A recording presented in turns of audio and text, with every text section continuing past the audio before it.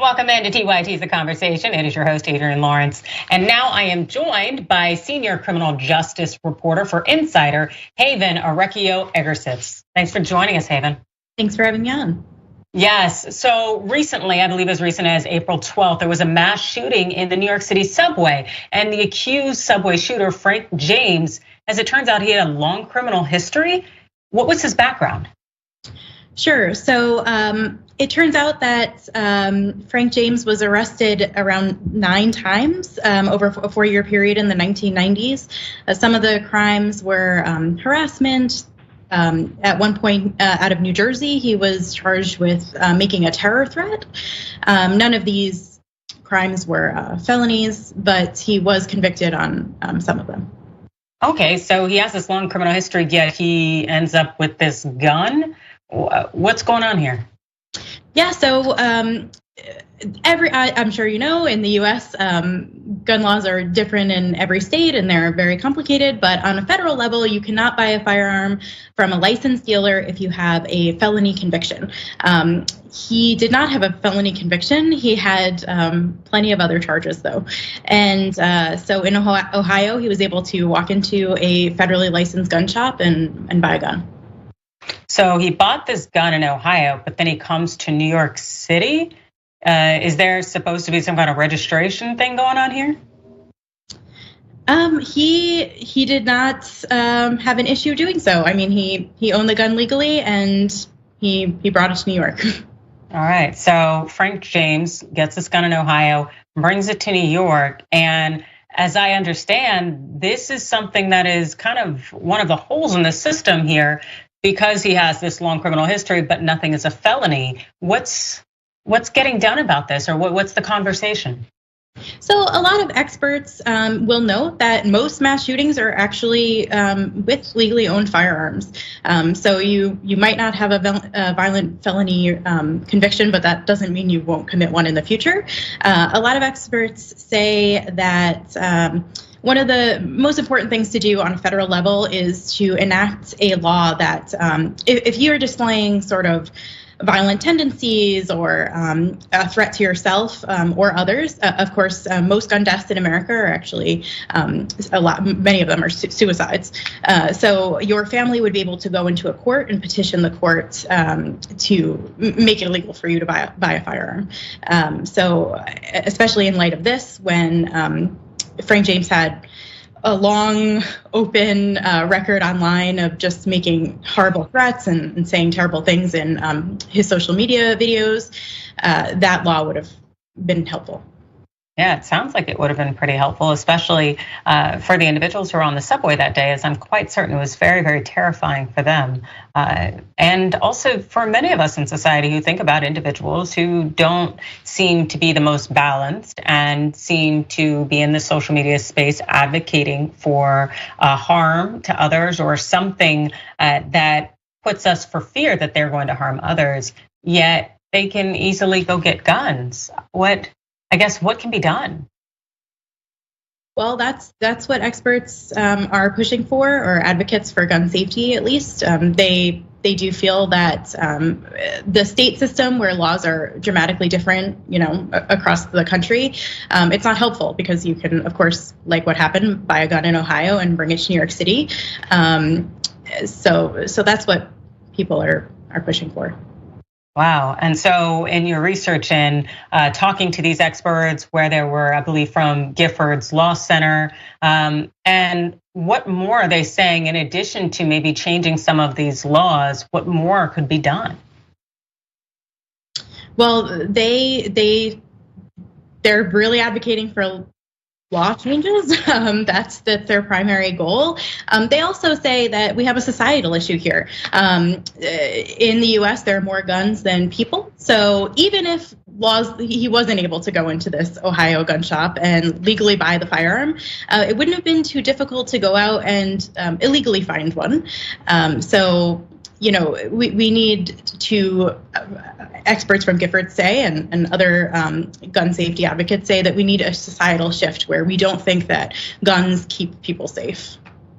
No, it definitely doesn't seem to be. It seems that we're harmed more by guns than we're protected by them, in part and virtually because we have so many of them.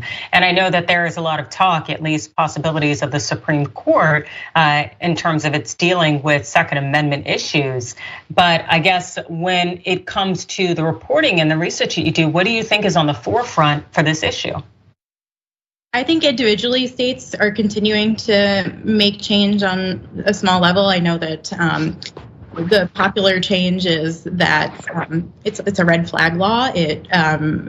So if somebody in your family is seeming unhinged or they seem like they're a danger to their own life, you can petition the court. So more states are moving in that direction as well.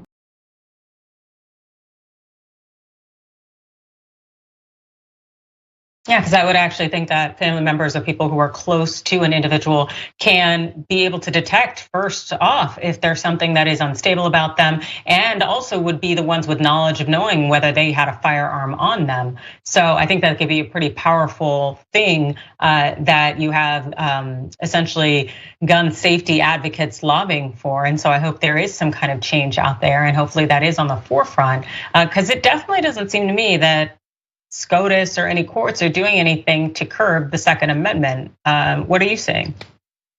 I mean, I think that there's a huge lobby that pushes back on the other side. There's calls for freedom. There are rhetoric that people, if the guns are out there, people are going to get them illegally. But of course, as we're seeing, that's not really how it works in situations of mass shootings, at least.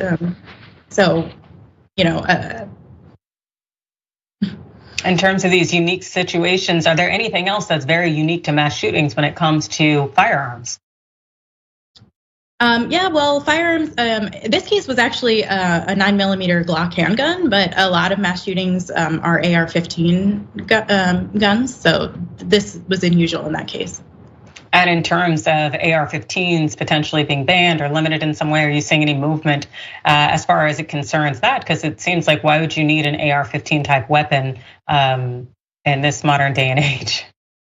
Yeah, there's huge pushback against AR-15 type weapons from gun safety advocates and some politicians. I'm not sure how far that will get.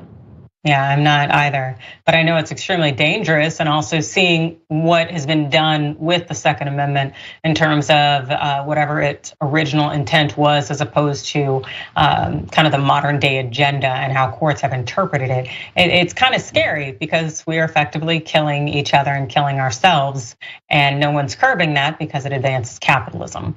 But that is a conversation for another day. But we also saw with family members who are who've had loved ones die and victims of shooting, particularly when it comes to school shootings, that there are gun manufacturers being held accountable to a certain extent. We saw that with, I believe, Remington out in Connecticut. And so it makes me wonder, is that a potential avenue that will help advance gun safety when you start holding these manufacturers accountable? What are your thoughts? I believe that might be a quicker route for a lot of victims of these high-profile shootings than waiting for legislation to pass.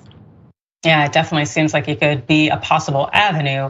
But then again, when you have a lot of these companies with billions and billions of dollars and the ability to file for bankruptcy, as I believe Remington did, when they were facing the litigation, then we're going to have loopholes and things are not necessarily going to advance other than increasing a death toll. But in terms of your work and what you're doing and what you're looking into next, what is on the forefront? So I've been covering the court case. I was at the crime scene, of course, but I was also at the arraignment. So I'm just keeping an eye on how that progresses and what other details that come out from this case. And that's for the court case for Mr. James? Yes. Fantastic. And have you learned anything unique about the gentleman? We do know that he turned himself in and that he waited for police. Yeah, so there was a massive manhunt in New York. As you said, we were terrorized. People did not want to take the subway, but we learned that he was using public transit for the next day to get around New York. And eventually he called police from a McDonald's on the Lower East Side to turn himself in. Police didn't find him at that McDonald's, but he was in the general area and he was taken into custody. But what we learned in the later days was that he visited and ate at Katz, which is a really famous touristy deli, and he was just moving around the city. So that was, kind of shocking. Yeah, and has there been any indicia of a motive? Well, the law enforcement haven't identified a motive, but it was pretty clear on his social media accounts that he had these really enraged thoughts about a whole lot of topics. One thing that he brought up quite a bit was homelessness on the subways. And he was really upset about homelessness on the subways and even at one point referenced, violence. Wow, that's very interesting in part, largely in part because homeless people are particularly vulnerable. So the thought that he would want to shoot or do anything dangerous to them, it just seems ludicrous. And so I hope that whatever happens with Mr. James, that justice is done and that there are no copycats or anyone else out there engaging in this behavior. But as far as it concerns the work that you do and people being able to contact and get in touch with you and follow along, where can they find you on social media? I'm on Twitter at Insider Haven, and of course you can find my author page on the Insider website. Fantastic. Thank you so much for the work that you do.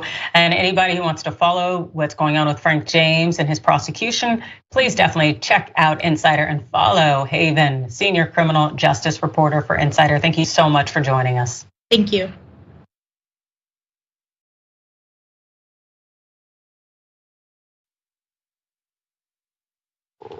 It's Adrienne Lawrence with more of the conversation, and we are going to continue our conversation about guns. This time, I'm joined by Abene Clayton. She's a lead reporter on Guardian Guns and Lies in America, the series. Thank you so much for joining us, Abene. Thank you for having me. Yes, so first off, what is this series, Guns and Lies?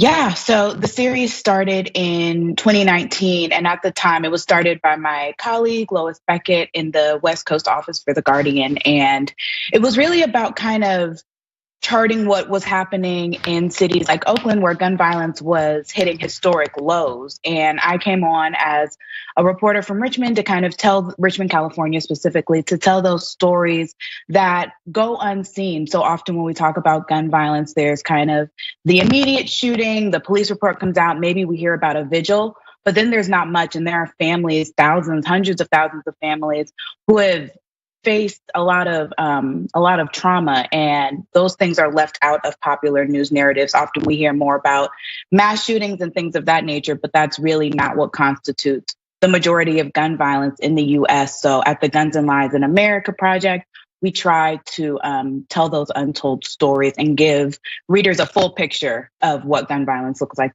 in the state.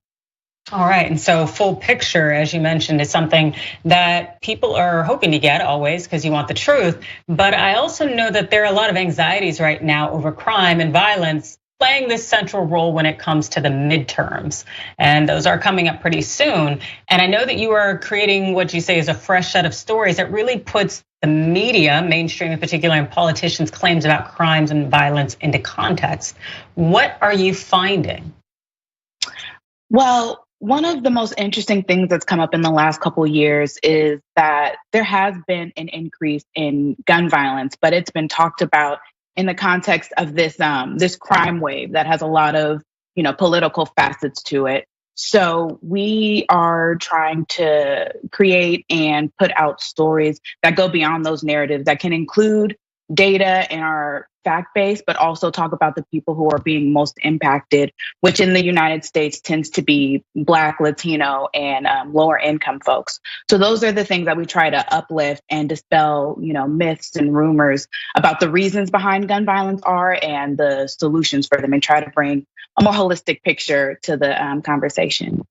And so when it comes to that conversation and the Black and brown voices that are left out, or some of the narratives that are left out there, what would you say that you're seeing the most in terms of stories that need to be told?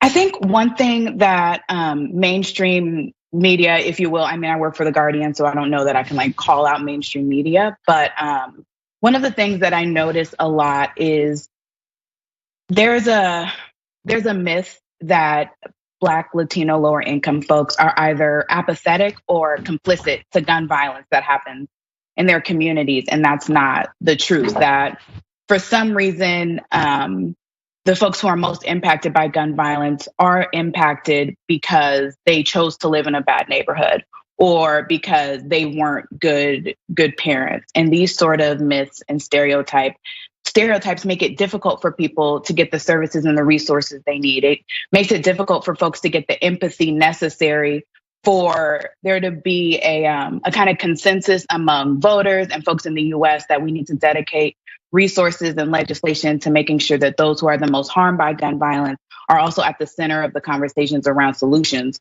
Because right now, the people who are most affected by mass incarceration, criminalization, are the same ones who are dying from gun violence at disproportionate rates. And a lot of the times, the solutions brought forth, don't come from these communities. So they usually lead to more surveillance, more incarceration, and a larger police presence, which doesn't necessarily make everyone safe and isn't necessarily going to lead to justice, which really is and I think should be the goal when we're talking about how to address gun violence. Absolutely, and I would like to say, creating more avenues for viable options when it comes to people's economic opportunities, as well as just ensuring that people have the social services, as you mentioned, people not getting the services that they need and that they should be entitled to as members of our community. But unfortunately, we see these race, class, and I'm sure even to some extent gender biases come out and come into play when individuals who are Black and brown from these communities suffer and, maybe lose their life or lose loved ones as a result of gun violence. Yeah, I think you're right. And one of the things that I appreciate you saying is talking about kind of the gender and economic factors at play, because it's interesting when I do stories about gun violence, it's so specific. Like community gun violence isn't the same thing as gun violence in like a domestic situation, where you're having intimate partner violence. But for some reason, for a lot of reasons that we may discuss, these things are like lumped together in a way that people see it as a one size fits all. It's like, okay, either we get rid of all the guns, we put everybody who had a prior gun charge away, or, we leave people to deal with what they can. And I think one thing we try to do with our coverage is talk about the specific instances of gun violence, violence against Black women is something that we've really been trying to pull out. It's a unique issue. It happens in circumstances that are different than what may happen with young Black men who are the most, just really impacted by this. But we don't pull those kind of stories out. We make it seem like the communities that are impacted by this are like a monolith, and every instance of gun violence is one thing or another, when in fact each one is unique and requires a very specific set of answers, and needs accountability from everyone from police to DAs to service providers. But if you don't talk to the people most impacted, you won't know what systems they interact with and what needs to be fixed.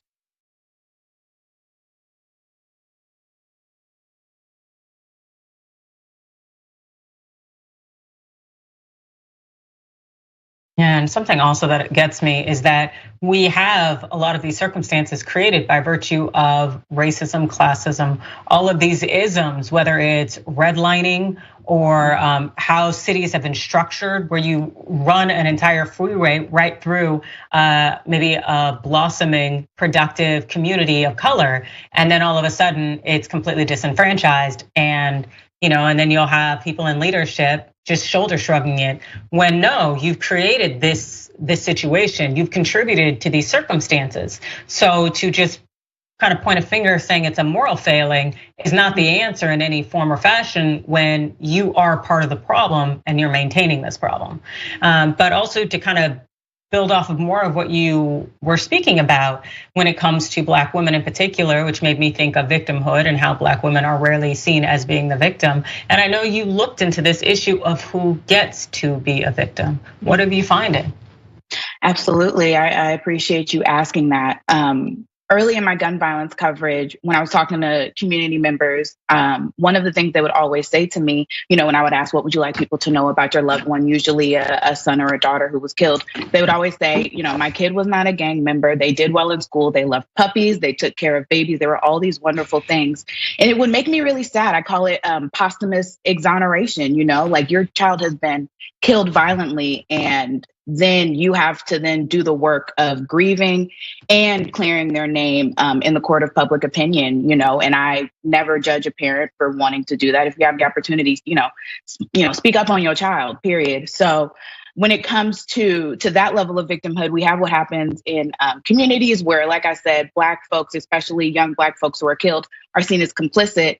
And then when we talk about Black women, one of the things I think we hear so often is, if it's a domestic violence situation, a lot of the times we hear, why didn't you leave? Didn't you know this? Didn't you know that? A lot of really flippant and disgusting language. Really, when you look at these stories, a lot of these women did everything they could to get out of the situation. They did the restraining orders.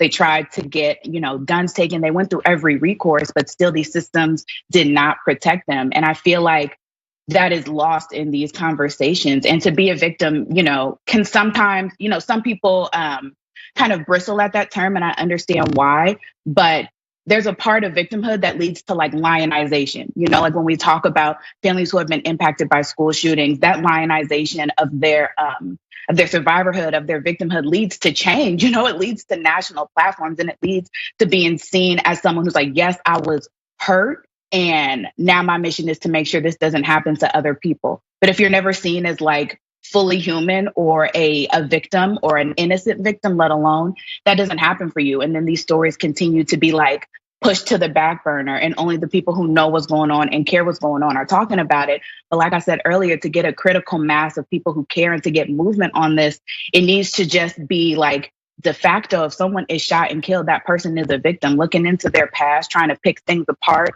to try to, take away that innocence is built on racism, and it doesn't take into account, like you said, the redlining. And we just had a story come out about Wilmington here in California, where the places with the most gun violence are also the places with the highest pollution. You can talk about lead and all these things that can go back to accountability that are just completely forgotten the second somebody sees it's the Black person from the hood who has been shot and killed. And it's very frustrating. And like I said, something that we're trying to address with the gun violence project. And I have seen more reporters try to do these stories more holistically and look into some of those underlying factors that lead to gun violence, and not immediately go into like a police source as the number one expert on community violence. So there are some hopeful changes, but there's also been so much backlash over the past couple of years for anything that is looking like reform, because there has been an increase in gun violence. But what people don't talk about when they talk about that increase is that it's been concentrated in the same neighborhoods that have been dealing with redlining, disparate levels of pollution, underinvestment in schools. And nobody talks about that, and it's something that needs to change. And I see progress, but there's room for more, of course. Absolutely, without question. And to be able to tell these stories and through a lens that shows individuals' humanity and actually invest in them, that's something that mainstream media, and I think no matter where you work for, you can call it out, because the fact is that we know that media is 70% plus white and male. And so we have this system that's built on patriarchal white supremacy. And as a result, certain lives are valued more than others, and certain lives aren't even seen as being lives and having any kind of humanity in them. And so the coverage is something reflective of that. So thank you so much for what you're doing in terms of covering these voices and these stories and how people are impacted by gun violence. I very, very much appreciate it. And for those out there who want to follow you and check out your work, where can they find more? So you can find my Twitter. It's Abene, spelled ABENE _rights, as in the words right.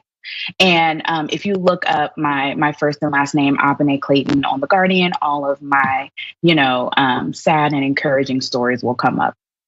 Thank you so much. It's Abene Clayton, lead reporter on Guardian's Guns and Lies in America series. Thank you again, Abene. Thank you for having me.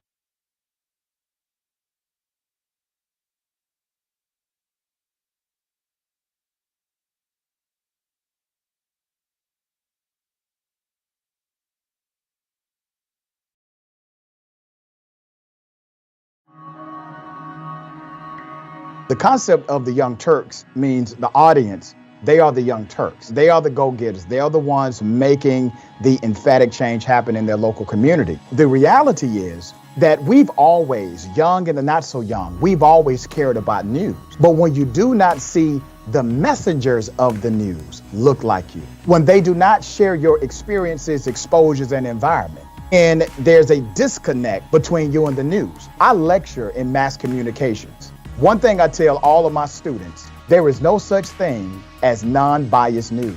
It never has been. Non-biased news has always been an illusion. Let's go back to the 60s and 70s, where people would say that was the purity of non-biased news. News has a segment. That segment has a time. That time, you must do your story and be finished.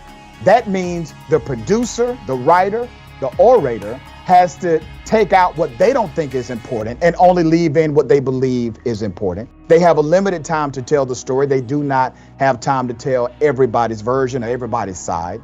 And they get to choose the facts that they bring to you, as well as the nuance, which really is a word for opinion, that they bring to you, the context they bring to you. So we've always had a level of bias in news. Here's the issue. The issue is to not deceive individuals as if you don't have some level of opinion with your news commentary. And that's what TYT has never done. They've always been authentic in their approach to progressive ideology and their news analysis and political breakdown. And I think that's how you actually win the heart and soul of individuals who are consuming information from you, because now they see themselves in you. This is where it all began for many elected progressive leaders. The Young Turks was one of the few media outlets to cover the races of Alexandria Ocasio-Cortez, Jamal Bowman, Cori Bush, Rashida Tlaib, and many, many more.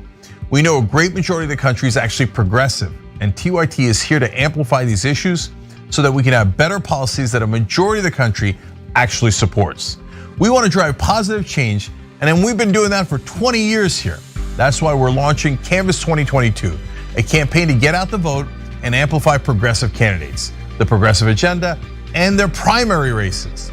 The midterm elections are fast approaching, and we know mainstream media won't cover progressive voices, but because the TYT audience is too strong, we can make a difference in the midterm elections to help progressives get elected and make sure our priorities are heard. Support our mission to drive positive change. Visit tyt.com/canvass2022. There is so much heinous news out there. That's why we've got to laugh, not to cry. So join me, Francesca Fiorentini, and some of my progressive friends, comedians, actors, experts, and activists as we deliver an hour of laughter and analysis every week on my podcast, The Bituation Room. The Bituation Room is an invitation for all of us to take ourselves a little bit less seriously while still giving you some concrete ideas for action.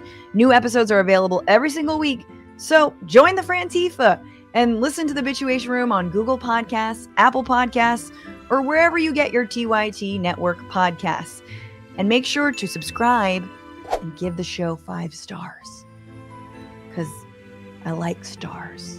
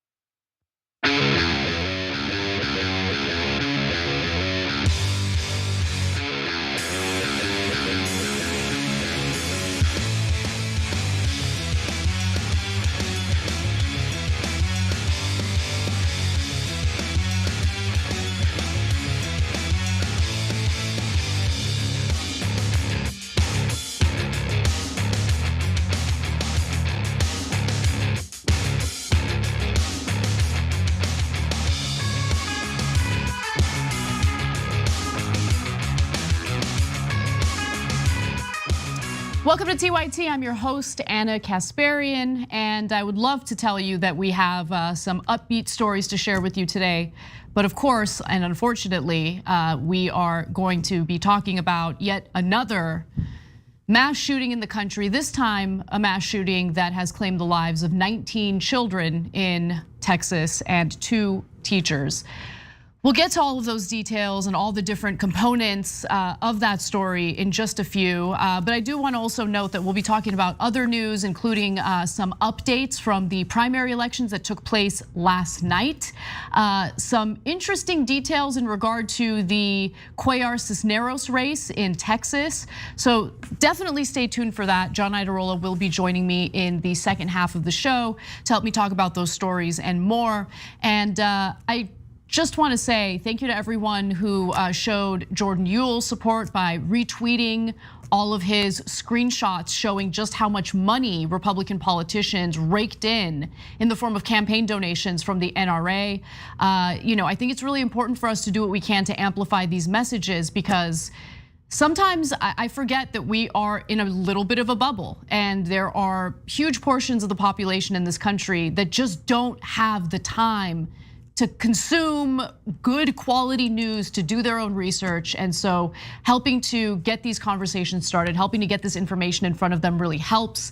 And one of the best ways you can do that while also supporting this show is to like and share the stream. If you're watching us on YouTube, you can also help support us by becoming a member by either clicking that join button on our YouTube page, or you could do so by going to tyt.com/join. Well, let's dig in. Let's give you the updated details on the shooting in Texas. I can't believe you're a sick son of a bitch would come to a deal like this to make a political issue. What you just watched was Beto O'Rourke confronting enraged Texas officials and politicians who were holding a press conference to discuss the details of the mass shooting that took place on an elementary school campus in Uvalde, Texas. Now, it turns out that the governor of Texas, Greg Abbott, the lieutenant governor of Texas, Dan Patrick, don't like the fact that they have blood on their hands for continuing to expand gun access, including to people who should not have any access to guns. But nonetheless, let's watch a little more of this exchange and I'll fill in the blanks. Pass the mic to Lieutenant Governor Dan Patrick.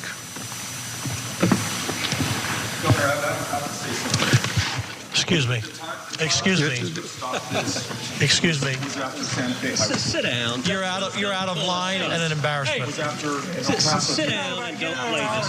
The next shooting is right now, and you are doing nothing. No, he needs to get his ass out of here. This isn't the place to talk this over. This is totally predictable when you. Sir, you're out of line.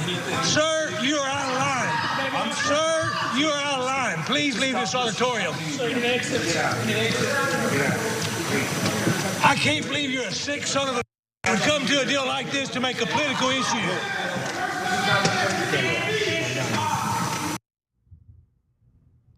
What you just witnessed were Republican politicians and officials in the state of Texas who showed way more outrage over Beto O'Rourke confronting them about what they've done in that state than they did when news broke involving children getting gunned down in a classroom. There was more outrage expressed by them over what Beto O'Rourke had to say. It shows you what their priorities are. They refer to him as a, sick son of a bee because he had the audacity to do something that, quite frankly, I wish more Democrats had the courage to do. Instead of playing these games with civility and, oh, my dear colleague, yeah, how about you stir the pot a little bit? How about you call them out? Especially as they're about to hold a press conference to pretend as though they're really concerned about these families who just, got word that their 4th grade children were slaughtered by a mass shooter, an 18-year-old mass shooter. And the statement that we get over and over again from the very people who want to enable terrible people to be able to go out and buy guns is don't politicize this, don't politicize this. This is political. Politicians telling us to not politicize this is so stupid and so brazenly meant to shut us up so they don't have to face any consequences for their actions. But let's discuss their actions. I think that's important. Let's start with what Texas Governor Greg Abbott has done, what has happened in Texas under his leadership. In the last 2 legislative sessions, Texas legislators have loosened gun laws, most notably by passing permitless carry in 2021, less than 2 years after mass shootings in El Paso and Odessa took the lives of 30 people. Less than 2 years after those shootings happened. Look, I've said this on the show before, I'm gonna say it again, okay? I'm not in favor of banning guns. And in fact, I haven't heard a single politician advocate for banning guns. Yes, the Second Amendment exists. And much like our other constitutional rights, it has limitations, or it should have limitations. Why would you do away with a requirement that would have people get a permit, qualify for a permit before being able to purchase a lethal weapon? How does that make any sense? Almost everything we do in this country is regulated in some way. You can't just decide out of nowhere, I don't have a driver's license, but who cares? I live in a state where lawmakers think it's totally fine for anyone to drive a car, regardless of their age. And the argument will be, well, there isn't a constitutional right to a motor vehicle. Fair. But the Constitution specifically mentions a well-regulated militia when it comes to the Second Amendment. Funny how the right wing loves to leave that out. Let me give you more.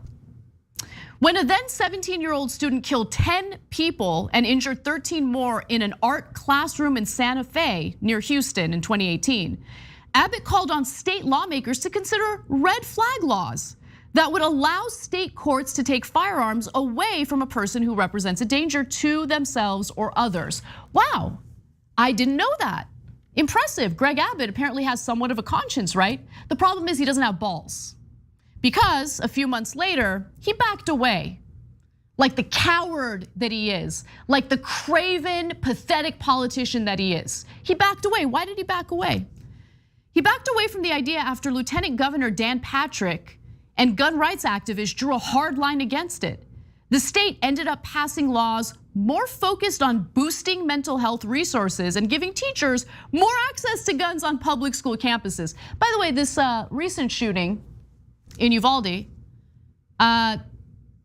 turns out that there was an armed individual on campus, a resource officer who was armed.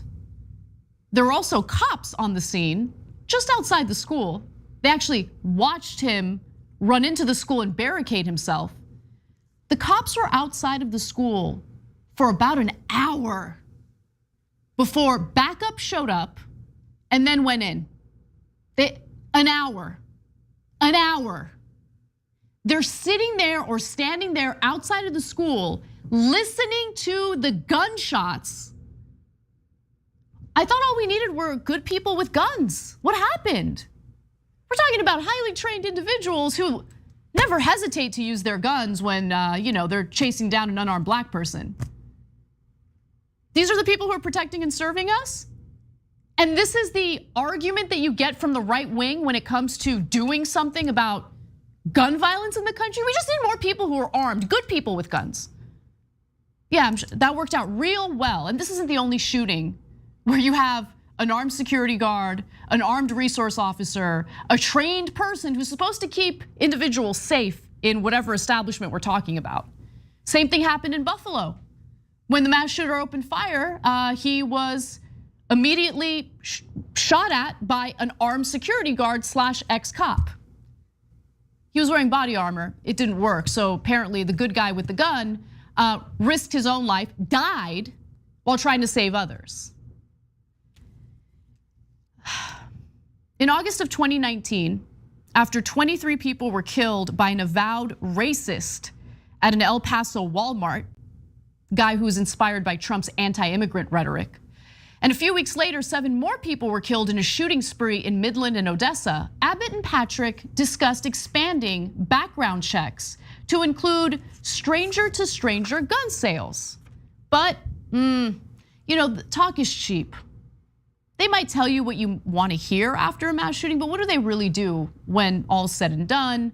When the insane news cycle distracts us with some different story? This is what happens. By the end of the next legislative session in 2021, Patrick had gone silent on the issue. And the legislature instead passed a bill long sought by gun rights activists that allows Texans to openly carry a handgun without a permit. Openly carry a handgun without a permit. This is the state, by the way, that effectively banned abortion even before we got word that the Supreme Court would be poised to overturn Roe v. Wade. And what do they tell you? They tell you that they care about lives. They care about lives so much. No. They care about the reproductive rights issue. They care about posturing as anti-choice zealots because that's the culture war that keeps them in power. But when it really comes down to it, what they communicate to the people of Texas and everyone else across the country is that their campaign donations from the NRA, their likely personal investments in individual stocks for these gun manufacturers, way more important. way more important than human lives. They don't even care about the lives of the zygotes they purport to care about. It's a political tool for them. It's the only way that they accumulate power. They certainly don't do it by regulating their power grid to ensure that people don't freeze to death during a winter storm. They certainly don't do it in the form of legislation meant to make people whole in the middle of a pandemic where they desperately need financial aid because they've been laid off. They can't campaign on those things because they abandon their voters when it comes to anything that would actually substantively improve their lives. So instead, they decide, all right, well, what's our next culture war issue? Who will the collateral damage include? Okay, let's take women's rights away from them. Let's strip them of their reproductive rights. And then we'll posture as individuals who care about human lives while we simultaneously allow every lunatic in the country to access whatever gun they want with whatever magazine capacity they want. That's the pro-life garbage that we hear from states like Texas. So I'm sorry, Beto O'Rourke interrupting them, in my opinion, is the bare minimum, the bare minimum. And then what did Abbott have to say after all was said and done? Let's watch. Every Texan, every American has a responsibility where we need to focus not on ourselves and our agendas. We need to focus on the healing and hope that we can provide to those who have suffered unconscionable damage to their lives and loss of life. Hey, Abbott, we're still trying to heal from the mass shooting that happened not too long ago in Buffalo, New York. To say don't politicize this is to tell the American people to shut the F up. Don't blame me. I love my power, I love my money, and I love basically continuing what I'm doing. I mean, Texans died under his watch as a result of his decisions with their privatized, deregulated power grid. Does anyone really think that these people care about human lives? No, this is political. And Beto O'Rourke doing the bare minimum was nice. I'd like to see more. And not just from one or two politicians in the Democratic Party. I'd like to see just a little more fierceness, a little more rage, a little more passion from the very people who right now, as we speak, are fundraising off of the tragedy that happened. Don't send me your goddamn emails, Pelosi or Schumer or any other member of the Democratic Party that doesn't do anything. They love the legislative filibuster in the Senate. They love the Senate parliamentarian. They love any excuse to not have to do a goddamn thing for you. And then when tragedy strikes, they'll send you those emails. Please give us money. Don't. They don't deserve it. And what they'll do with your money is help either re-elect or elect conservative Democrats who then later serve as their convenient excuse. All right, let's move on. Since we left shoot around, 14 children were killed 400 miles from here, and a teacher. And in the last 10 days, we've had elderly black people killed in a supermarket in Buffalo. We've had Asian churchgoers killed in Southern California, and now we have children murdered at school. That's Steve Kerr, the coach for the Golden State Warriors basketball team. He's about to share how fed up he is with gun violence in the United States. Let's watch. When are we gonna do something? I'm tired. I'm so tired of getting up here and offering condolences to the devastated families that are out there. That was during a press conference right before an NBA game, and Kerr decided, you know what? I'm not really interested in discussing this game. I'm interested in discussing what just happened in the country with this mass shooting in Uvalde, Texas. And what really stood out to me about his statements, about what he had to say, was just the passion in which he was sharing his point of view. And it strikes close to home for him because his own father was shot and killed in a university.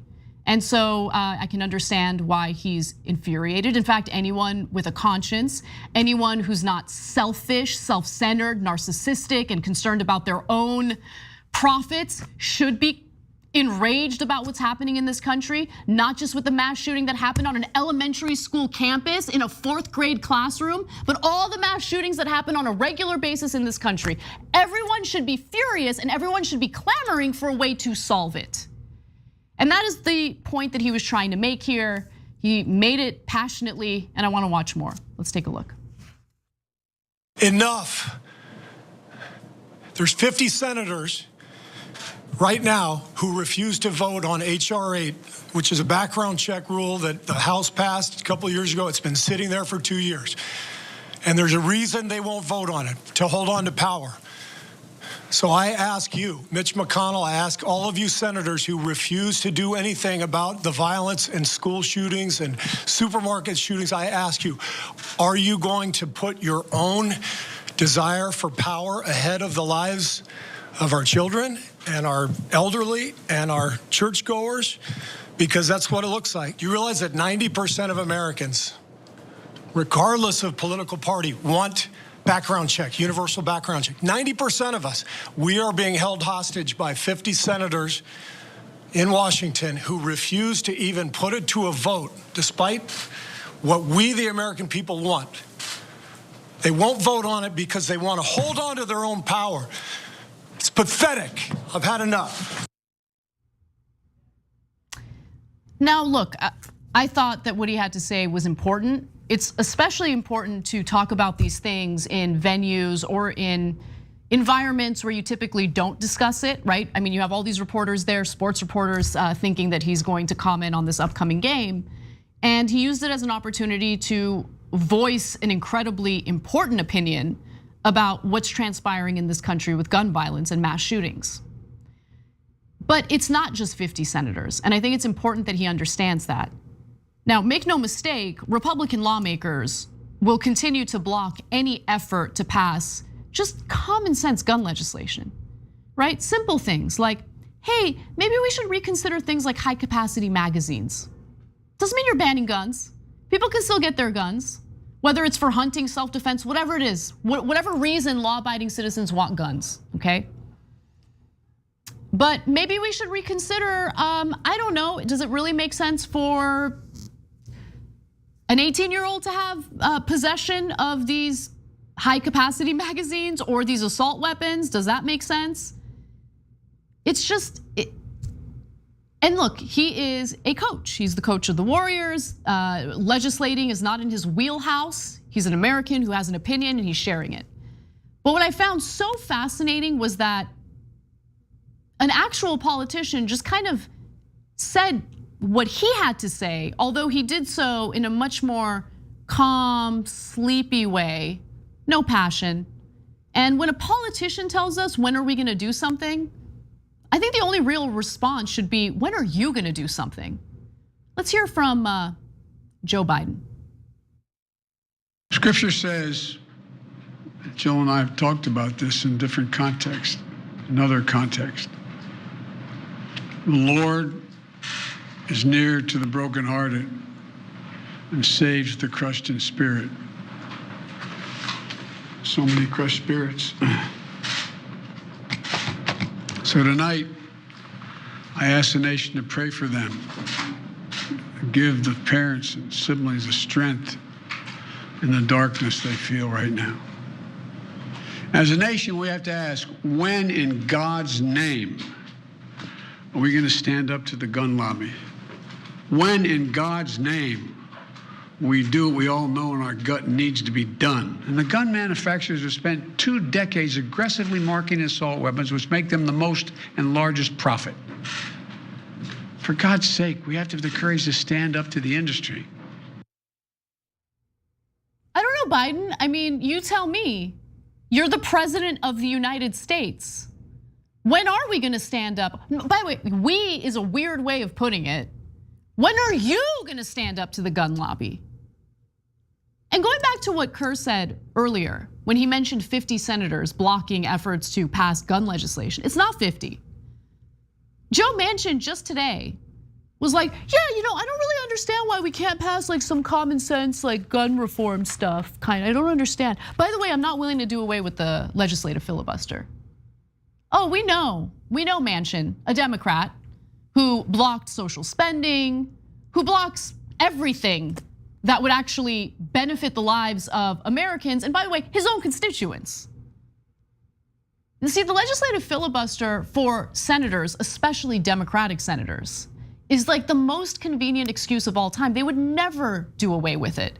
So when you are dealing with a system that's set up in such a way where you would need 60 out of 100 senators rather than a simple majority to pass any legislation, well, the Senate just ends up being a chamber of Congress where everything goes to die unless it's more funding for the military and defense contractors. That'll pass real easily. But that's the priority, right? That's what this country represents, right? This is the country that has branded itself the country of death. That is what they do.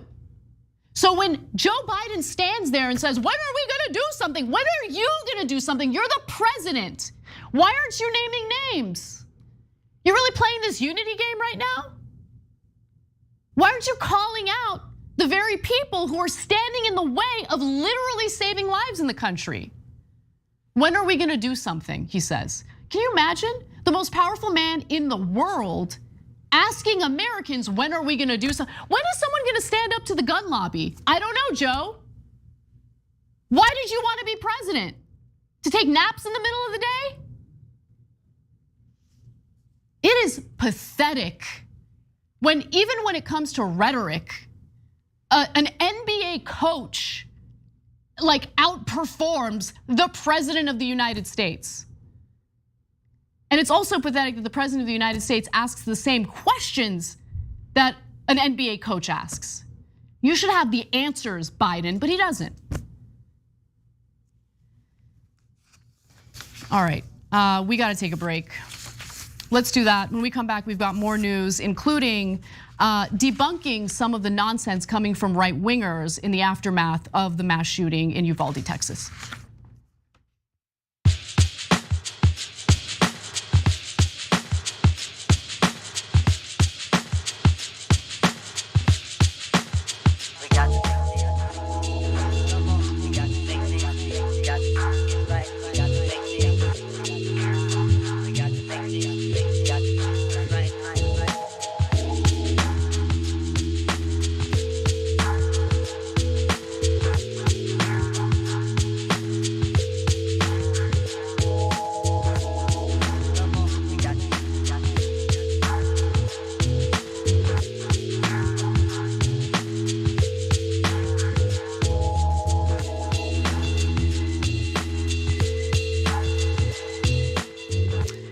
Ganai in our member section says his father died in an assassination.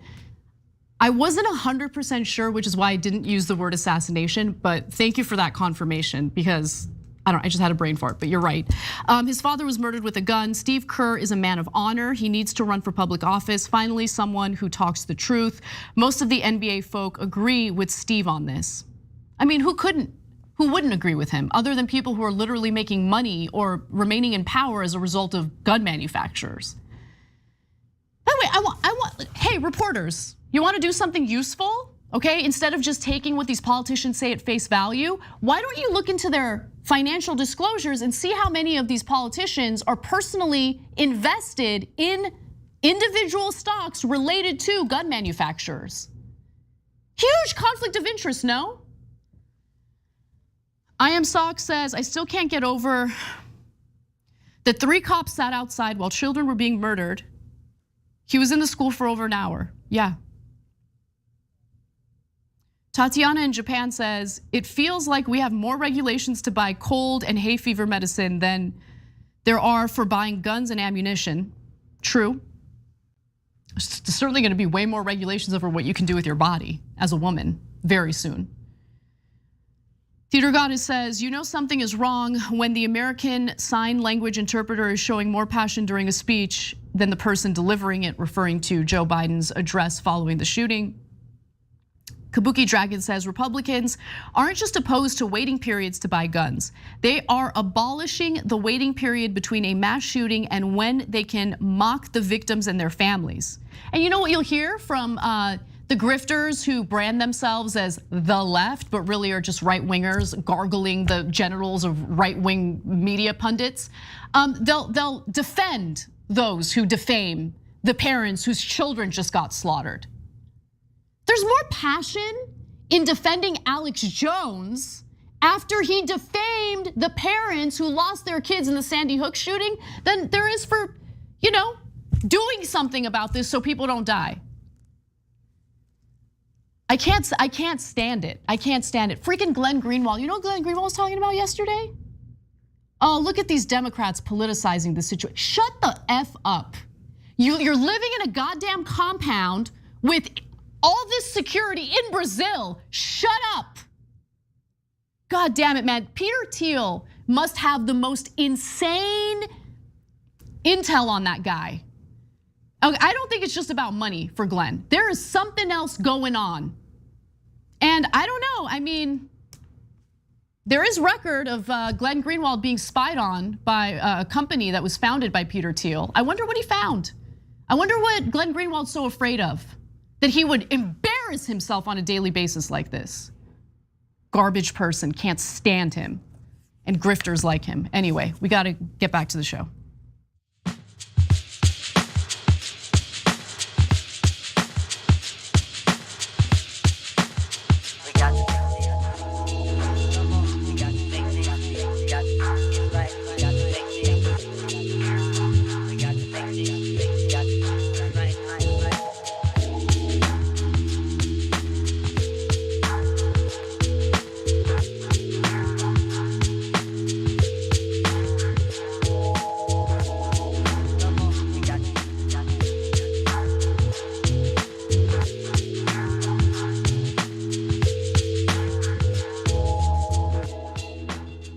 Welcome back to the show, everyone. I just want to read a few comments from our viewers, just because I think they're good comments. Starting with R.S. Stone, who says, we have affirmed in the last 10 days that Americans are not safe at home, school, church, or place of commerce. But don't worry, Congress swiftly passed legislation to protect 9 justices' homes from people who use sidewalk chalk. It's so true. Thank you for that comment. Jeremy Justice says, when I was 20, I bought my AK with 2 30-round magazines, a 75-round drum magazine, and 500 rounds of ammunition for less than $1,000. The gun store was less than a mile from my old high school. It shouldn't be that easy. I agree. And one thing I'll say, the argument of, well, we can't take rights away from law-abiding citizens because of what criminals do, because of what mass shooters do. Which is interesting because I personally don't view it as taking rights away. I have no problem with having to undergo a background check or to get a license before being able to obtain a gun. I have no problem with that. I don't see that as a violation of my Second Amendment right. And look, I'm not against banning guns. I think there's especially in this country that is just, we're a violent country. I can understand why people would want guns for self-defense, okay? But law-abiding citizens get their rights taken away all the time as a result of what criminals do, as a result of what terrorists do. Just go through an airport TSA where they'll fondle you to no end and make you go through a full body scan where they can see your goods because someone tried to walk through TSA with a bomb in their shoe. I mean, look, this is just about money and this is just about profits and it's about the gun lobby. That's it. That's what this is about. And likely it's also about politicians enjoying that massive bump up in stock value after a mass shooting happens for these gun manufacturers, which we'll get to in a little bit. But first, let's debunk these idiot politicians. We know from past experience that the most effective tool for keeping kids safe is armed law enforcement on the campus. That was Texas Senator Ted Cruz spouting the same BS talking points following the mass shooting that happened on a school campus in Uvalde, Texas. That mass shooting claimed the lives of 19 elementary students and 2 teachers. The shooting happened in a 4th grade classroom. We're talking about 9 and 10-year-olds being gunned down in cold blood. But you should also know that the statement that Ted Cruz made is easily debunked, especially in this context, because the school had an armed resource officer. Apparently, the resource officer confronted the gunman. These details are unclear and subject to change, which is why I kind of don't want to get into it until we have confirmation. We know for sure there was an armed resource officer on campus. He engaged with the gunman, although reports indicate that no shots were fired between the two. And the gunman proceeded to shoot and kill 19 students, 19 elementary kids, and 2 teachers. You should also know that there were literally cops there on the scene even before he ran into the school and barricaded himself. And I think it's important to understand that. So let me give you all the details that we know as of now. Texas Governor Greg Abbott said the 18-year-old gunman first shot his grandmother in the face before going into Robb Elementary School and killing 19 children and 2 teachers. She called the police and the gunman fled, had an accident with a vehicle outside the school, and then went into the school. But when he went into the school, there were already cops there. By the way, miraculously, his grandmother survived. She got shot in the face, and she is currently in critical condition. I really hope she survives. But 21 people did not survive. So there were cops there. And so let's have a better understanding of how this timeline went. CNN caught up with Texas Safety Lieutenant Chris Olivares, and he gave them a timeline, and it'll make it abundantly clear that there were armed cops there, and the gunman was in the classroom for over an hour before anyone barged in to do something about it. Let's watch. There's a lot of questions about the timeline here. Right. It starts with the grandmother at the home. What happens there? Right, so the initial incident was a domestic disturbance involving the shooter with his grandmother, in which the shooter actually shot his own grandmother. From that point, he fled the scene in a vehicle. There was reports that the vehicle crashed nearby the school and that they saw an individual armed with a weapon going inside the school. Who's they? Local law enforcement. They received a call. They received a call that the vehicle crashed, that there was an individual with a long rifle making his way into the school, and that's when local law enforcement responded on scene. Local law enforcement engaged with him before he entered the school? Right, so we had local law enforcement from Uvalde Police Department, one of the school police officers, as well as state troopers that arrived on scene. They were the initial officers on scene. They heard the gunfire. They were met with gunfire as they encountered this gunman who was able to shoot 2 police officers. Non-life-threatening injuries, they are stable, they are out of the hospital, but at that point, they were at a disadvantage because the gunman was able to make entry into a classroom, barricaded himself inside that classroom. So did Ted Cruz even bother to learn the details of the shooting? Or did he have his prepared talking points, regardless of what happened in the shooting, to, offer any other solution other than doing something about guns? No, he didn't bother. Why would he bother? Why would he bother? And by the way, Ted Cruz, much like the way he dresses and the way he talks, can be bought real cheap, okay? Let's take a look at graphic 3 here. Jordan Uhl doing God's work. I don't believe in God, but if there was one, he's doing his work. How much money has Ted Cruz received from the NRA? Just $176,274. That's it, that's all it took. That's all it took. But I would be curious to see whether he's invested in Smith and Wesson or Ruger or any of these other gun manufacturers that are publicly traded. Because if he knows that the value of the stock will go up after a mass shooting, why would he want to do anything about mass shootings? He's making money. He's got his prepared talking points. All we needed was armed teachers, a resource officer. All we needed was more armed people in the school or near the school, more good people with guns to protect the students, right? Let's hear more from the public safety official in Texas. Interacts with the police, shoots 2 of the police, non-fatal injuries, goes into the school, barricades himself in a classroom, you say. What more details can you give me about that moment inside, which I presume is the first classroom he went into? Right, so of course, the initial group of officers that were on scene, at that point, they were at a point of disadvantage because the shooter was able to barricade himself inside that classroom. There was not sufficient manpower at that time.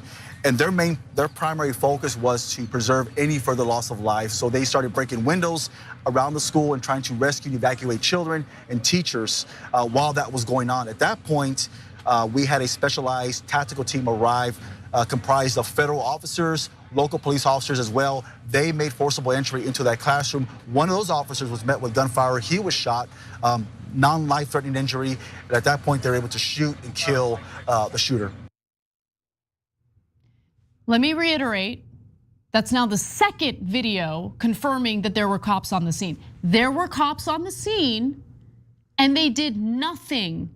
At first we thought they did nothing for about 30 minutes, but it turns out they did nothing for around an hour. Around an hour. Can you guys imagine? Just imagine for a second, okay? Being trained law enforcement and you hear the gunman in an elementary school gunning down elementary students, and you're like, we're waiting for backup. We're waiting for backup, but all we need is the good guys with the gun. We need the good guys with the gun, right, Ted Cruz?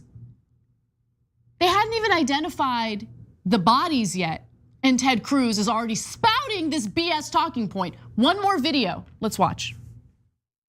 The tactical team that came, where did they come from and how long did it take for them to make entry? It was a local team. Some of those were actually off-duty Border Patrol agents as well. It's a comprised team of federal agents, local law enforcement. They all responded to the scene. They were able to make forcible entry.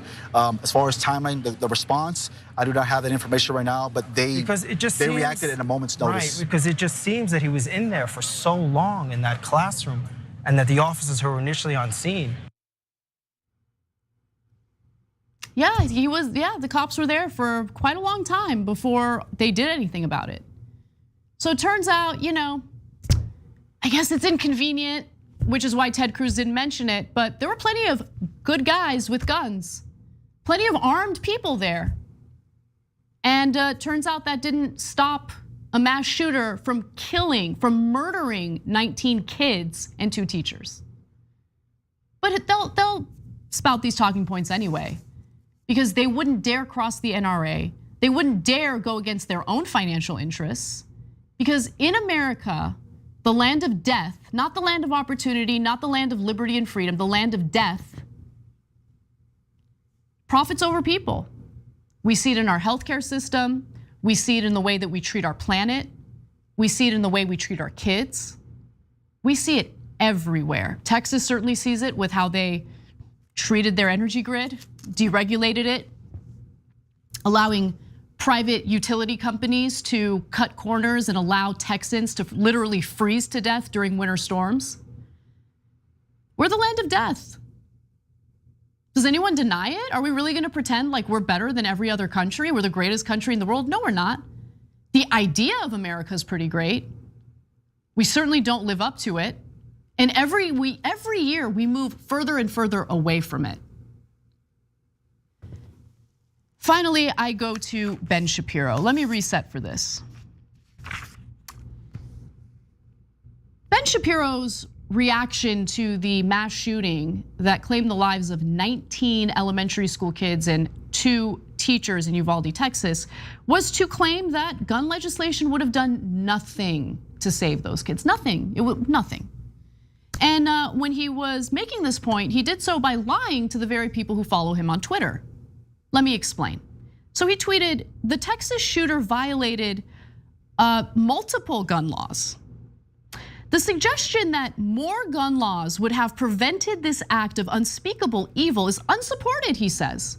And the implication that those who oppose such laws are somehow in favor of mass shootings is morally reprehensible. Well, let me be morally reprehensible and accuse people like you of that. Because rather than focusing on the actual solutions to prevent this from happening, you provide cover for the bad guys. Ben Shapiro always provides cover for the bad guys.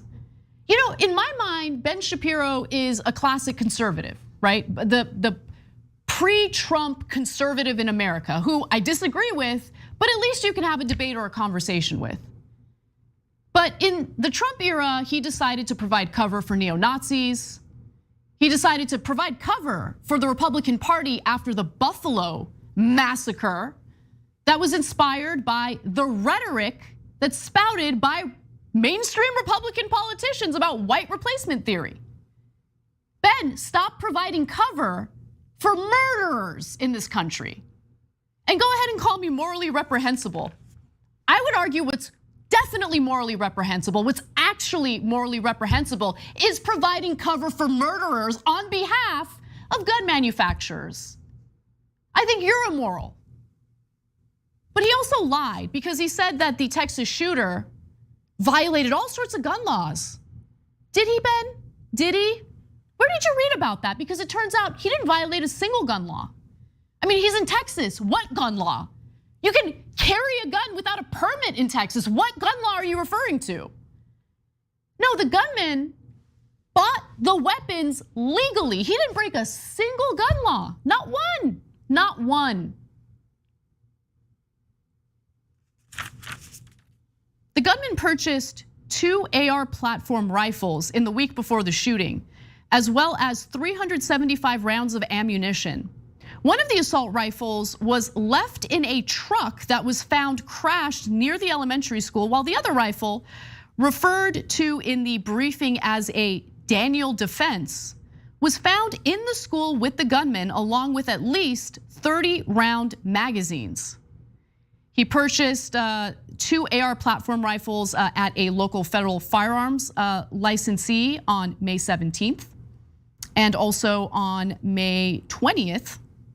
He also bought the ammunition, 375 rounds of ammunition on May 18th. So this month alone, he bought a ton of weaponry and ammunition to carry out the slaughter of 19 kids and 2 teachers. But people like Ben are, for the most part, shielded from this kind of stuff. I'm sure he can send his kids to private schools. He doesn't have to worry about this as much as other parents do. So as long as the check's clear, and as long as he can continue building his career off of providing cover for the worst people in this country, who cares? I'll even lie to my followers. Unbelievably disgusting. That's morally reprehensible. To say, no, we shouldn't do anything about guns because I'm gonna now lie to everyone who follows me by telling them that there were gun laws that were broken in this case is, I think that's morally reprehensible. I don't know, maybe I'm wrong. You guys tell me. The gunman was also sending photos of his weapons to random people on Instagram, telling them that he's got a secret days before the shooting. We also learned that the shooter sent private messages to a girl that he met online in Germany. So he told her name, she's going by Cece, I guess. He told her via private messages on Facebook, I'm gonna shoot my grandmother. He sent that message 30 minutes before he shot his grandmother in the face. The gunman, by the way, this is wrong. So this has been updated. He did not post it on his Facebook account. It was private messages, which is why I don't want to read that graphic. But what's been confirmed is that he sent the private messages to this girl 30 minutes before shooting his grandmother. He also told her, I'm gonna shoot up the school. And she didn't know if he was being serious. Look, I don't want to be too hard on this girl. I mean, I wish she would have reported it. She says that she wishes she would have reported it. But she didn't think he was serious. And it turns out he was very serious. We have just this dangerous combination in this country where guns are everywhere, they're easily accessible, anyone can get their hands on them. You don't even have to go through a federal background check if you buy the guns in certain ways, whether it's through private dealers or a gun show. In Texas, you don't even need a permit to carry, blows my mind.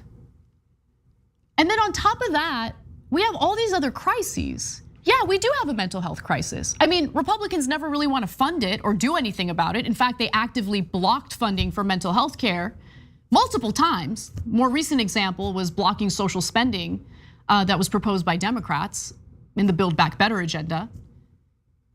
So we have a mental health crisis. We have a lot of people living in despair. And I don't think that it's a surprise that we have so many young men carrying out these crimes.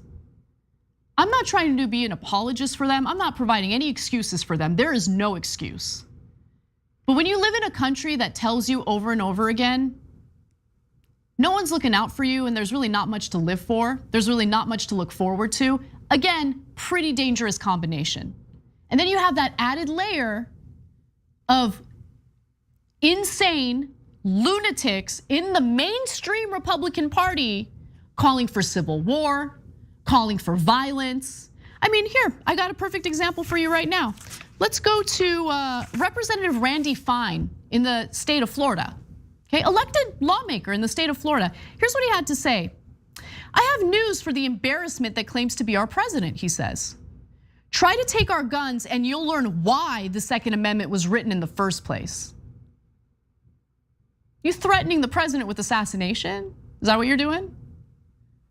I mean, if Republican lawmakers and if conservatives want to tell me you can't just focus on gun legislation, it's got to be more comprehensive than that, I'm more than willing to have that conversation.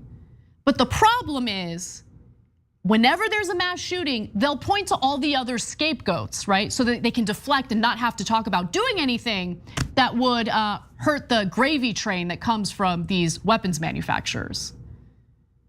They don't want to do a damn thing. They don't want to do anything about healthcare. They're not going to curb their disgusting violent rhetoric, and they're not going to do a damn thing about guns. So one side is kind of offering some solutions, very meek about it, very meek. Can we maybe do something about gun control, maybe? And then the other side is vicious. They don't want to do a damn thing. So mark my words, more children will be slaughtered in this country. Because again, America is not the land of liberty or freedom. America is the land of death and destruction, both within our borders and certainly outside our borders with the foreign policy that we champion. I'm embarrassed to be an American. I am. And I hate saying that because I want to feel pride. But how do you feel pride when you see this day in, day out? Did I take my last break yet? No, I didn't. Sorry, I'm just going on and on and on. So let's take a break. When we come back, we've got more news for you, including some of the coverage you might have come across, or maybe you haven't come across on Fox News. How have they been covering it? Well, they've invited a coterie of insane people to say insane things. Come right back, we'll give you that and more. God bless you.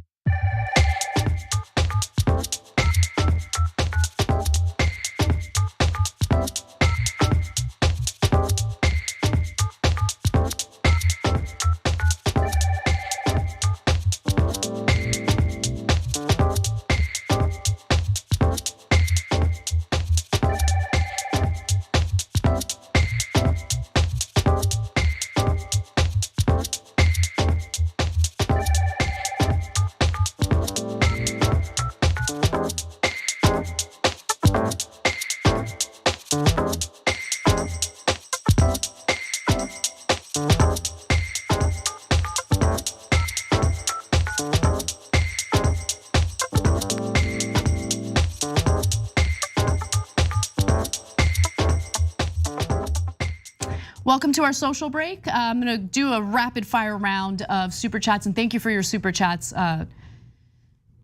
It makes me feel good to know I have your support, especially on days like today. Peter Hamby writes in and says, deflecting the blame while raking in blood money, basic politics. You bet. I mean, we see it every day. Conan 300,000 says, new law, 20% tax on all guns. Tax will go to counseling, social services, and detecting potential shooters. I think this could go through. Yeah, I mean, look, that's an interesting proposal. I don't think it's gonna happen.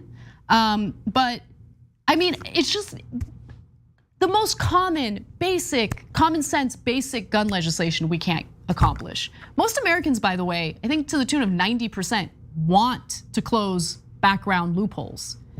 But, our politicians, their political careers depend on murder. So they'll keep supporting it.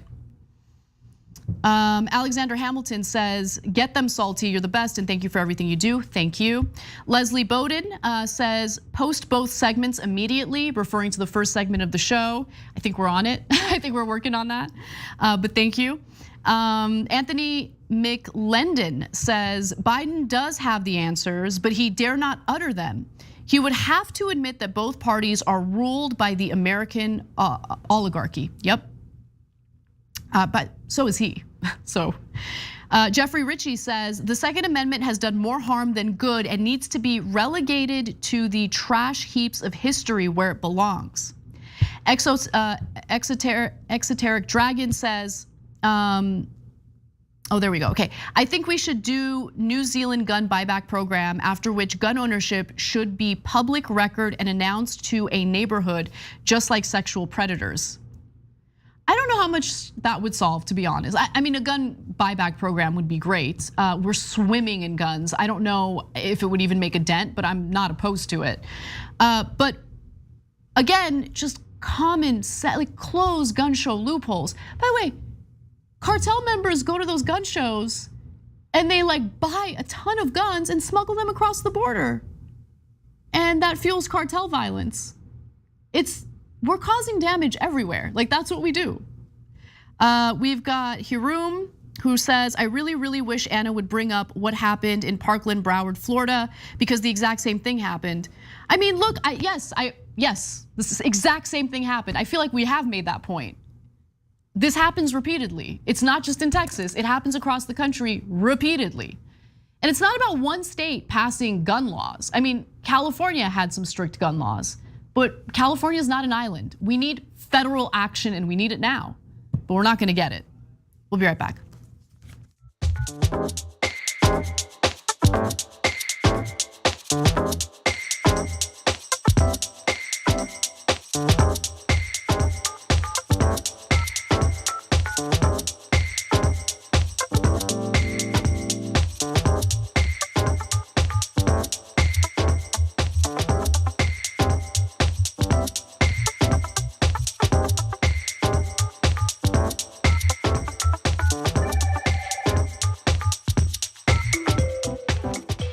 Welcome back to the show. Let's get to our next story.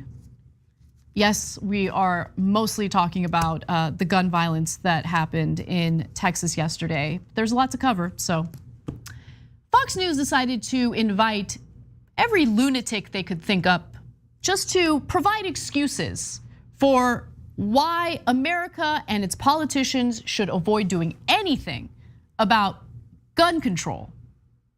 And they put a lot of crazy stuff out there, a lot of scapegoats, a lot of crazy solutions. I don't want to put words in anyone's mouths. So why don't we start off with an actual politician, Representative Ronnie Jackson, who went on Fox News to say, it's not really about guns, it's about culture.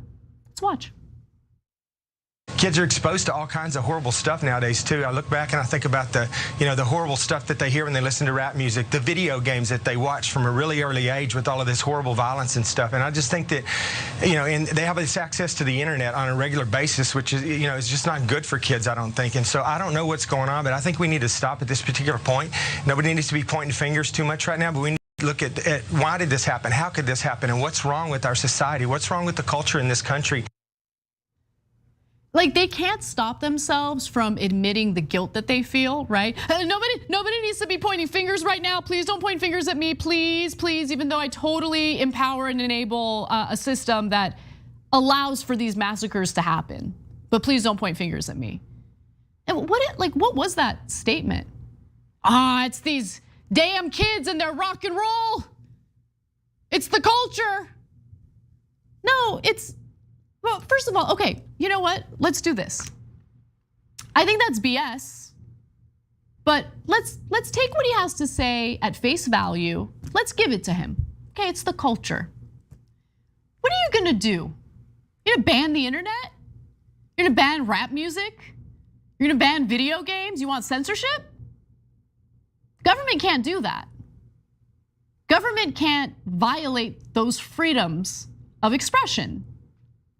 So basically what he's saying is a bunch of nothing. There are no solutions offered. It's the rap music.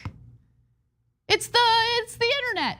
Internets. No, guess what? I know this is kind of shocking. There's the internet and rap music in other countries. Oh, did he know? Seems like there's something unique about the United States, right? Could it be the fact that we're swimming in guns and we have no real regulations to ensure that people who shouldn't have their hands on them somehow still access them? But he doesn't want to talk about that. But don't point any fingers, okay? Don't point any fingers. This is the kind of garbage that Fox News had while covering the fact that 19 students, 9 and 10-year-olds, were slaughtered in a 4th grade classroom, and 2 teachers died along with them after that mass shooter barricaded himself inside their classroom. But we're not done. Unfortunately, there are more lunatics, including the next guy you're about to hear from. His name is Andrew Pollack, and he decided to blame the parents. Fun, let's watch. It's the parents. It's your responsibility where you send your children to school. You have to know now after these shootings, and every week there's a shooting, whether it's at a school or in a supermarket, that you need to check where your kids go to school. You need to go back to the school and see, is there a single point of entry? Do you have guards at the school? I got a message tonight, made me feel kind of good from someone. They told me thanks. They thanked me because they listened to me and they took their kid out of public school and put him in a private school. Because a lot of these private schools, they take security way more serious. There was an armed resource officer on campus. There were also cops right outside the campus. They watched the gunman run into the campus and barricade himself. I don't know if he knows this. Actually, he should. He wasn't. No, he wasn't. My bad. But there were cops there. There was a resource officer there. There was plenty of security, and they couldn't do a damn thing. But like, really, you're gonna blame the parents? Nah, just blame the parents. It's the parents' fault. They just found out their kids were slaughtered, but it's the parents' fault. And then you have Laura Ingraham sitting there like, why does she make that face? Do you not listen to what he's saying? Are you really nodding along with this goon blaming the parents? You're blaming the parents. Jesus Christ, man. How does Fox News's audience not understand how much they hate them? How much these hosts despise them? How could you blame the parents? You should send your kids to a private school. You don't have the money, it's too bad, that's your fault. Garbage person. But we've got more. Here's Pat Bronson, calling for booby traps on campuses as a solution. We need to install man traps. This is something we've discussed in the past. Back in 2018, I checked. Man traps, a series of interlocking doors at the school entrance that are triggered by a tripwire. The tripwire can be a gunshot, broken glass, a manual switch tossed by a school employee, and it traps the shooter like a rat. And when he's trapped like a rat, we're buying time. The most precious commodity these children can ever get is time to run, time to hide, time to get away from this madman and his bullets. It's tripwires, it's man traps. It's not labor, it's not gun control. It's not about guns, okay? It's about the fact that they didn't watch Home Alone and take it as a tutorial. That's the real problem here. Where are the marbles? Where are the Hot Wheels? Where are the booby traps? It's the school's fault. It's not about guns. He's a former detective with the NYPD. Did you just talk about booby traps? And Fox News had this guy on thinking, no, nailed it. Booby traps. by the way, we're talking about a public school system, not just in Texas, but across the country, that has been undervalued and underfunded by Republican lawmakers. And whenever there's a mass shooting, they're like, yeah, man, it's the school's fault. They gotta train the teachers to shoot. They gotta have the booby traps. Maybe they could, take a little cut from their salary to buy the Hot Wheels and the marbles. Former NYPD detective, and by the way, it's not like this guy has like a squeaky clean track record and he just had a lapse in judgment during that interview. Let's go to this graphic. Retired NYPD detective makes bizarre claim on Fox News linking shootings to vaccinations. That was during an interview he did on Fox News just last year. The producers over at Fox watched that interview and thought, nailed it, let's call that guy so he can share his opinion on the shooting that just happened in Texas. And finally, this wasn't an interview, but I do want to talk a little bit about what Texas Lieutenant Governor Dan Patrick had to say. His big solution is, there are just too many entrances and exits on this school campus. What we need to do is create a fire hazard by ensuring that there's only one entrance and one exit. And we should have super high walls, and maybe some barbed wiring. Maybe we create a prison for the kids, because God forbid we prevent lunatics from accessing guns. God forbid, we wouldn't want to do that. Let's just make sure our kids learn in a prison environment. It'll be great. These politicians not only don't care about you or your kids or your families, they actively despise you. They actively work against you. They see your pain, they see your suffering, and their response to it is, it's your fault. It's your fault. That's it. I don't know about you, not feeling real free, not feeling a lot of liberty today. Feeling beyond disappointed. I'm disgusted with what this country has turned into. And it's gonna continue because the system is set up this way. The system incentivizes people to seek power, not to be public servants, but to enrich themselves through elected office. That's what this is really about. And the corporate media is just that, corporate media. The NRA represents corporate interests in the form of gun manufacturers. Corporate media will always defend corporate interests. They're owned by corporate interests. The entire system is flawed. We gotta understand that and we gotta change that. Because the days of, if we just elect enough Democrats, it'll make all the difference. Those days are over. And the reason why I say that is because now we have a Supreme Court that is stacked with right-wing judges who, as we speak, are working on further expanding gun rights. As we speak, that is what they're doing. They want to ensure that every state is able to open carry or concealed carry.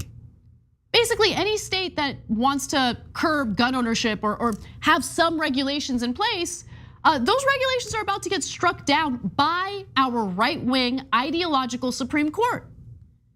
So when I say electing Democrats isn't enough, what I mean is we need to elect people who are actual fighters who want to reform the Supreme Court.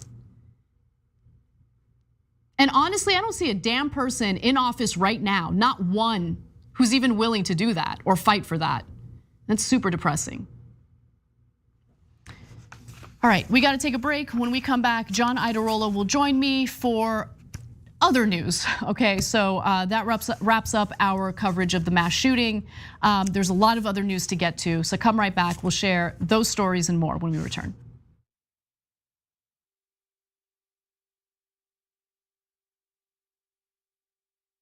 I'm old enough that I remember when Captain Crunch put the berries in it. Yay, Crunch Berries! berries. And I was like, ooh, the fake berries. Remember? We're gonna try that. We did a story back in the day about how a woman sued, I don't know, General Mills. She'd been eating it for 4 years, Right. believing that it was actual berries. Yeah. She's like, these aren't real berries at all. I'm like, I got news for you. Captain Crunch isn't really a captain or a person.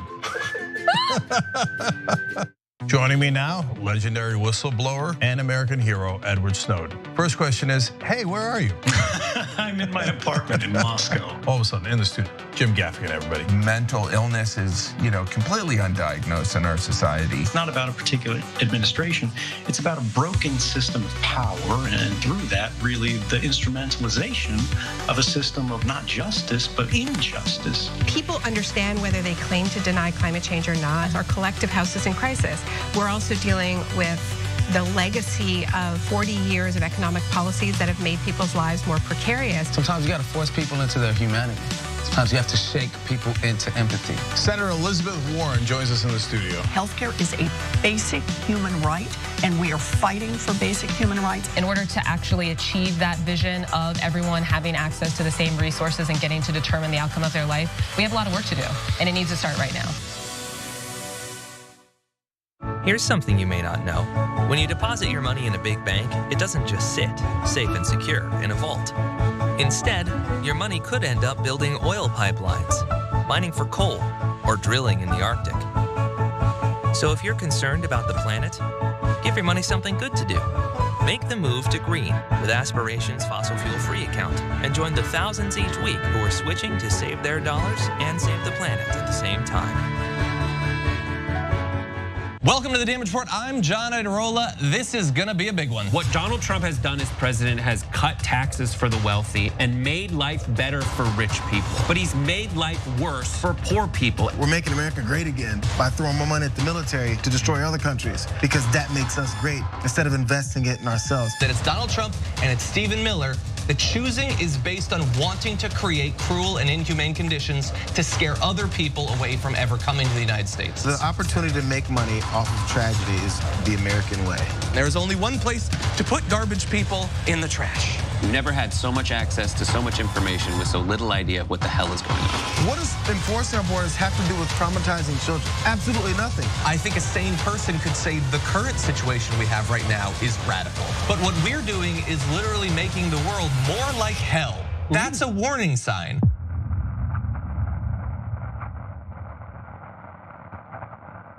ShopTYT.com now has books. One of them is Ryan Grimm's book, We've Got People. That's a saying that AOC said, they've got money, we've got people. It's the best tracing of the AOC victory I have seen anywhere. It's the most accurate, and it's got great details. The book actually goes all the way back to Jesse Jackson and how he was the original Bernie Sanders. If you want to know how we're going to win going forward, those lessons are super important, and they're in Ryan's book. So check it out right now at ShopTYT.com. We found the perfect person to lead the army, Allison Hartson. The establishment media works hand in glove with our corporate legislators, and our corporate legislators work hand in glove with the corporation. And we're going to make it so that it's a decentralized force throughout the country so that we can quickly identify stories, quickly identify troll farms, and go in and neutralize the enemy, and then start building responsible media throughout the country and on every platform available.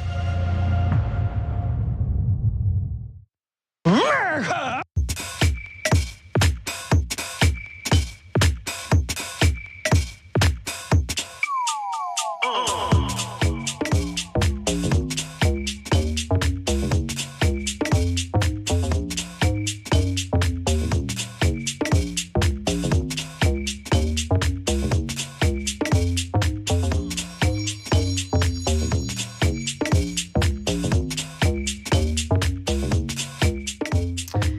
Welcome back, Anna Kasparian and John Iadarola with you.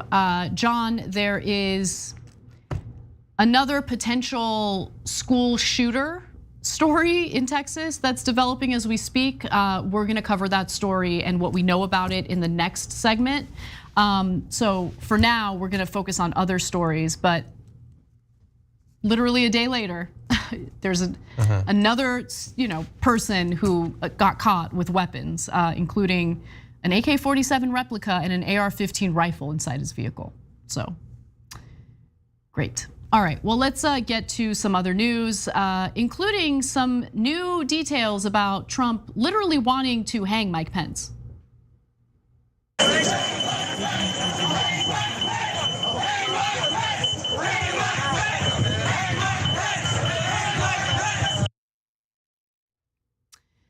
Those were the Capitol rioters chanting "Hang Mike Pence" as they stormed the Capitol building on January 6th.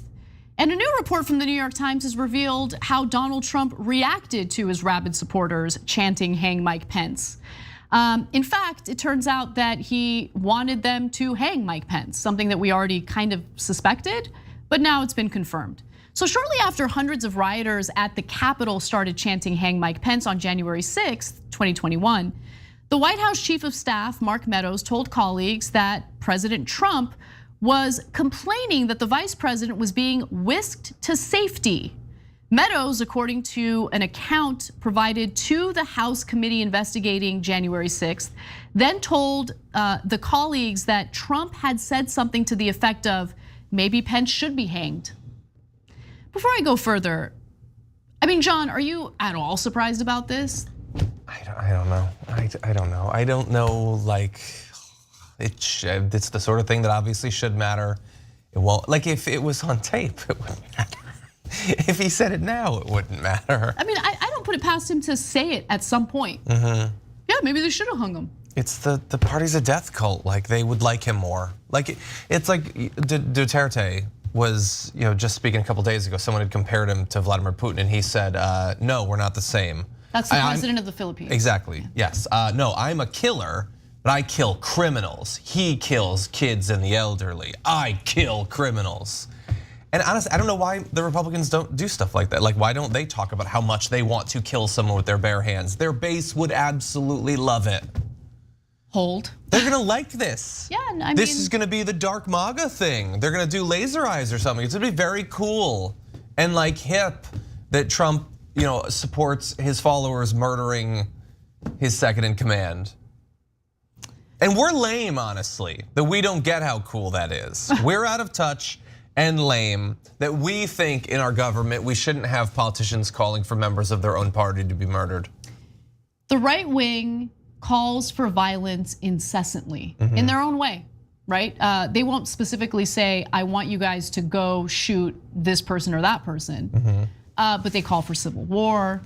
You have Trump, remember as protests were underway in the summer of 2020, Trump was tweeting things like, when the looting starts, the shooting starts. Yep.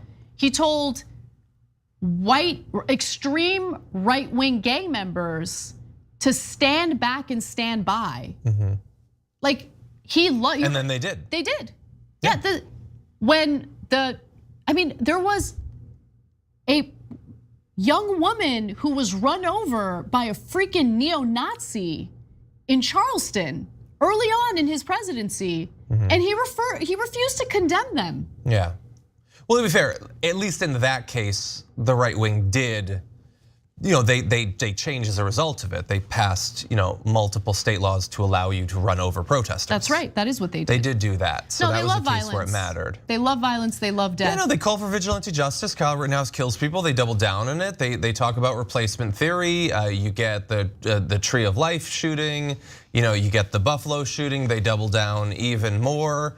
They can say whatever they want, and there are no mechanisms left to do anything about it. There were, even not that long ago, you would have, Glenn Beck spreading, anti-Semitic conspiracy theories, and he was actually pulled.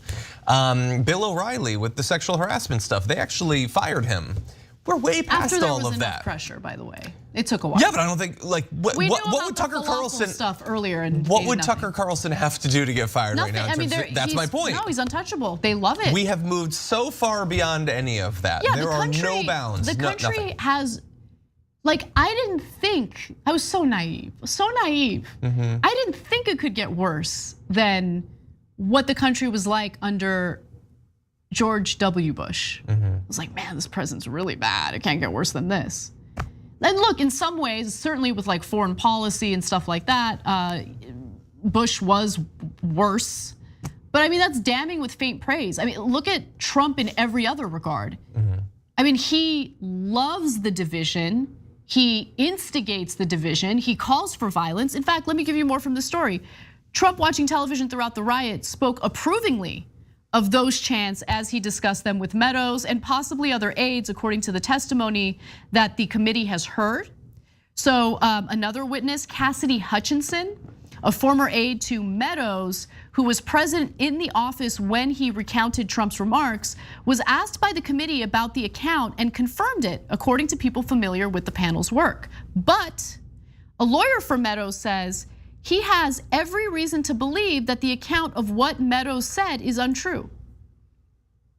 Why? Like, what do you mean you have every reason to believe? What are the reasons? I want to know the reasons why you would believe this. I don't know. I wouldn't trust anything that they say. I don't care. He probably said it because he's a complete and utter monster. This is something a monster would say, so I find it very easy to believe that he would say it. But it doesn't change anything if he said it or not. Like literally for anyone else, not for me. We're way past the line. There's nothing he can say or do that's gonna redeem him or turn him into a monster. He's already there. This is what it's about. It's novel, I suppose, that they're talking about killing their own side. That's switching it up from what normally, the only way that the right changes over time is to what extent they're telling their base, you need to be like lustful for the blood of people outside of the country or here. Maybe during the 80s, it's more about welfare queens and stuff. Or maybe they're focusing on migrant caravans. And then maybe for a few years, they're talking more about Muslims in the Middle East and how scary they are. That changes from time to time. Should you want these people to be gunned down and massacred, or should you want these people to be gunned down and massacred? But that's pretty much it. And now we're very much on the domestic version of it, where you should be scared of all these people. You should be scared of migrants. You should be scared of scary, dark people. Also teachers, I suppose. They're all trying to have sex with your kids. You should just be scared of everybody. You should gun them all down. Did you see Paul Gosar try to claim that the shooter in Uvalde, Texas was a transgender person? Yep, and Candace Owens too. Because by the way, and these are people who claim, don't politicize. But they love to exploit a tragedy to, first of all, lie about who the perpetrator is and put in their anti-transgender rhetoric, somehow injected into the situation. No, these people are just pure evil. Absolute evil. They love violence, they love death. And I don't know, man, it is actually kind of shocking that luckily, okay, obviously I don't want this to happen, that there hasn't been another politician in the, who's facing the ire of these lunatics who has been physically harmed. It's actually pretty shocking. I'm happy that's the case. Yeah, I mean, you have Gabby Giffords and stuff. I know, but yeah. And in this case, I'm talking about Trump inspired, the Trump era. There's an extra layer of viciousness to it, and the behavior is so unbelievably vile and brazenly so. Because if you can remember, Sarah Palin got in trouble when she put out a political ad that used crosshairs. She had to apologize for that. I mean, can you imagine a Republican politician apologizing for anything today? Yeah. No, it's not. The crosshairs would be the least offensive part of a Marjorie Greene ad. Oh, totally. At this point. Totally. Anyway, all right, well, we have a story that's breaking. I'm gonna read up on it during the break, and we'll be back in just a few. Don't miss it.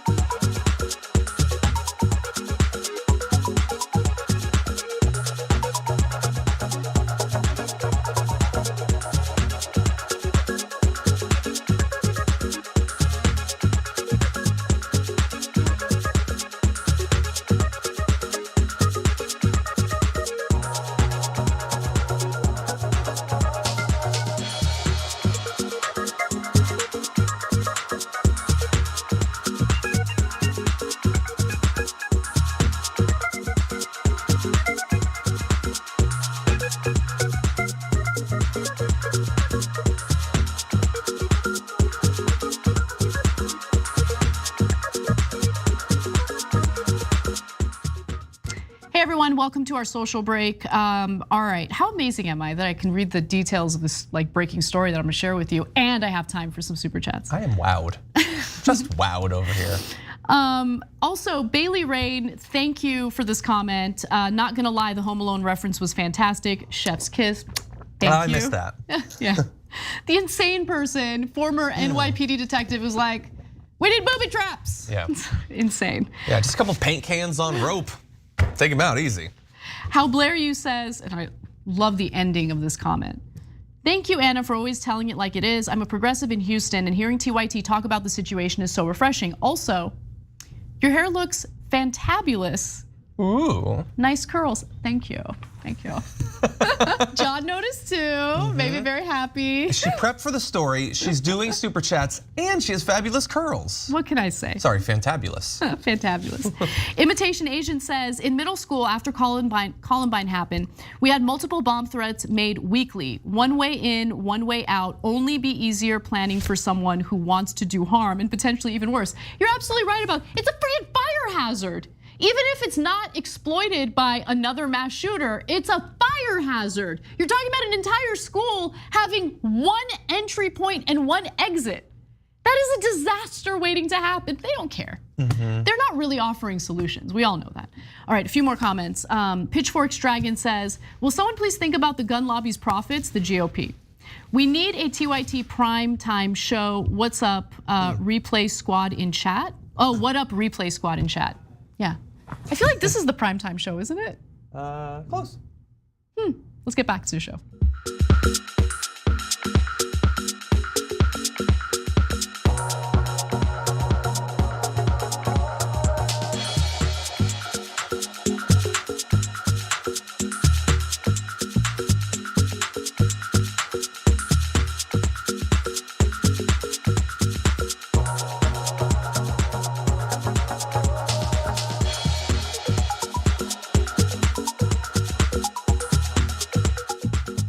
Welcome back to the show, everyone. Anna Kasparian and John Idarola with you. We have some details about a story that's currently developing. Luckily, it's an attempted mass shooter and the plot was foiled potentially. But I will share the details we know right now, and hopefully we'll learn more soon. So,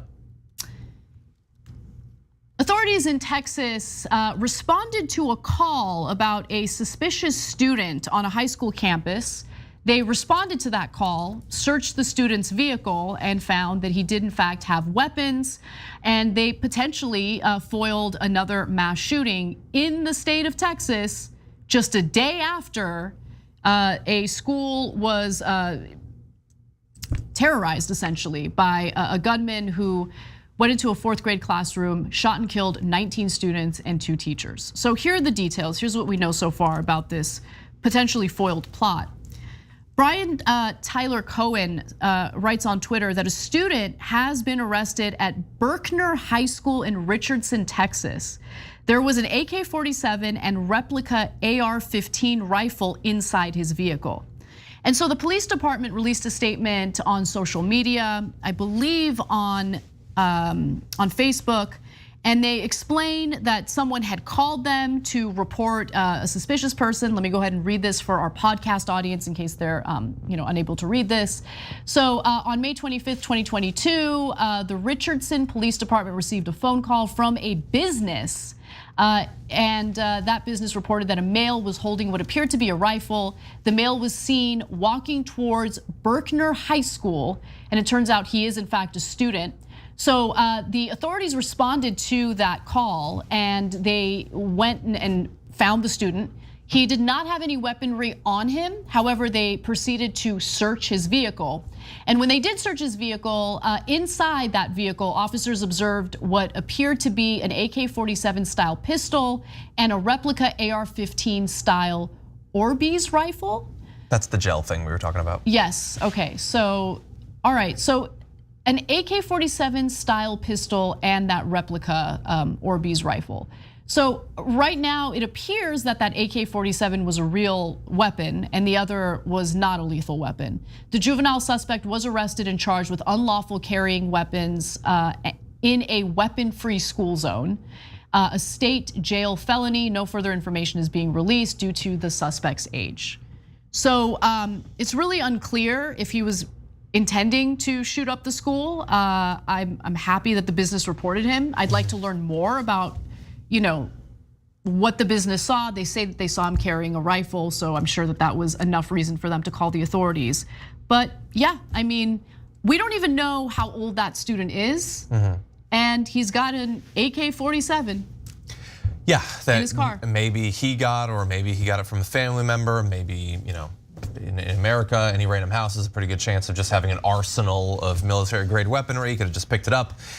It's also possible that that one wasn't an actual lethal firearm. We don't know. Right. The fact that they designated one as not being lethal and didn't say if the other implies to me that it was. But it's a weird plan to bring both. If you were planning on doing an actual shooting, it is possible it was just intended to intimidate people. It's possible that this is a kid who had a sick idea to just maybe thought it was a joke or to scare people following this. I mean, God only knows what people think. So it's impossible to say at this point if the plan was to actually do an attack like we saw yesterday. Maybe we'll learn more about this, but for now, I'd rather not speculate about it and just kind of give you the details that we do have. But I do know one thing for sure. Parents throughout the country, and certainly parents in Texas, are living in fear right now because of what's transpiring. Like, how do you feel comfortable dropping your kids off at school knowing that this keeps happening over and over again? Yeah, I mean, I know, look, my sister-in-law and brother-in-law are teachers in Texas at high schools. That's what they teach. I imagine they are terrified. Oh my God. All right, well, let's move on to other news. There's an update to a story that we covered earlier, and it's an important update. While we're often critical of CNN, they did a pretty good investigative report into the shooting and the death of Al Jazeera journalist Shireen Abu Akleh. Now, she is an Al Jazeera, or was an Al Jazeera reporter who did her reporting in Israel, and while she was doing her reporting, she was gunned down. And following her death, there were attempts by the Israeli Defense Forces to basically claim that the Palestinians did it, even though there was no evidence. And obviously, if there's any group that would have more of a motive, it would be the IDF. And also witnesses on the scene claimed that it was a sniper with the IDF. Well, CNN has now confirmed that it was in fact the Israeli Defense Forces. So here's how CNN performed their investigation. They apparently spoke to 8 eyewitnesses who disproved the Israeli government's claim that Abu Akleh may have been killed in a crossfire between Israeli armed forces and Palestinians. A 16-year-old who was among the group of men and boys on the street told CNN that there were, quote, no shots fired, no stone throwing, nothing, end quote, before Abu Akleh was shot. Then we hear from another witness. Salim Awad, a 27-year-old Jenin camp resident, told CNN that there were no armed Palestinians or any clashes in the area, and he hadn't expected there to be gunfire given the presence of journalists nearby. And to be clear, she was clearly wearing, a vest that said press on it. It was very clear that she was a journalist. Now, the eyewitnesses' testimony also implicates Israeli armed forces in Abu Akleh's killing. So, for instance, Jamal Huwail, a professor at the Arab American University in Jenin, who helped drag her body from the road, said he believed the shots were coming from one of the Israeli vehicles, which he described as a new model which had an opening for snipers because of the elevation and direction of the bullets. And also several eyewitnesses told CNN that they saw sniper rifles sticking out of the openings of IDF vehicles before the shooting began, but that it was not preceded by any other gunfire. So, I mean, look, I think this is an important update. And while I'm often critical of CNN, when it comes to like the people who do the investigations and do the on the field reporting, they do a good job. And I think this is an important update to share with you just to make sure we're abundantly clear about what really happened. And by the way, the Israeli government is not doing its own investigation into this. And I would argue, John, that if you are innocent, you would want to do the investigation to prove your innocence. But they're not interested in that. Well, they talked to the IDF, and the IDF said they didn't do it, so no criminal investigation. They have some sort of procedural investigation, but not a criminal investigation. Yeah, CNN clearly has the resources, the connections to do these sorts of investigations. That doesn't surprise me that they were able to get all this information. The fact that they cared to is the part that actually surprises me. Good point. That they would report their findings is unexpected. I like this. Everyone click on that link to encourage them to do it more in the future, I would say. What effect this will have, I can't imagine what it would. I doubt Israel is gonna change anything. First of all, they're gonna say that all these sources are completely biased. That someone at one of these camps said something, they're not gonna care. One of these academics, they're not gonna care. Will this potentially cause any US-based politicians to reconsider?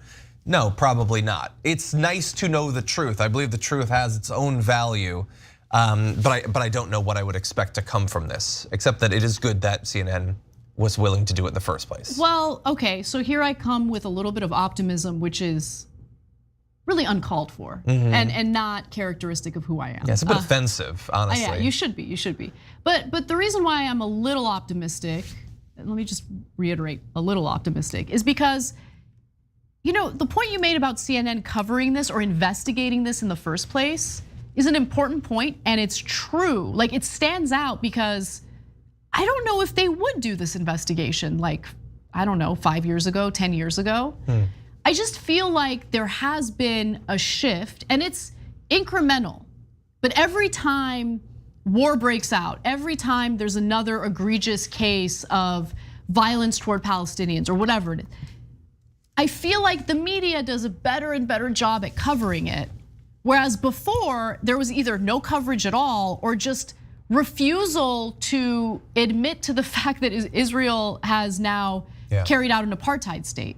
Now all of a sudden you're hearing apartheid state in corporate media, and it's kind of shocking. Like, not because I disagree with it, it's because it's accurate, and I feel like the corporate media really went out of its way to cover that up or prevent that from being reported, Yeah, well, it helps that you have some politicians who are finally on the national stage willing to say that. I maybe to play devil's advocate against what I just said and your optimism, because again, it offends me to see it in you and I want to stamp it out. It is a journalist who was killed. It's close to home. That's true, yeah. So their ground-based journalists in the area are gonna be sensitive to the idea that they could potentially be targeted. I doubt that they would, but if it was just an activist, if it was just a migrant, would they have done the investigation? I don't know. Also, she's American, she's Palestinian American. If she, so these are the sorts of things that make me sort of guess. But they did do the investigation, so again, that's good. No, that is a totally valid point. I was gonna mention that myself. And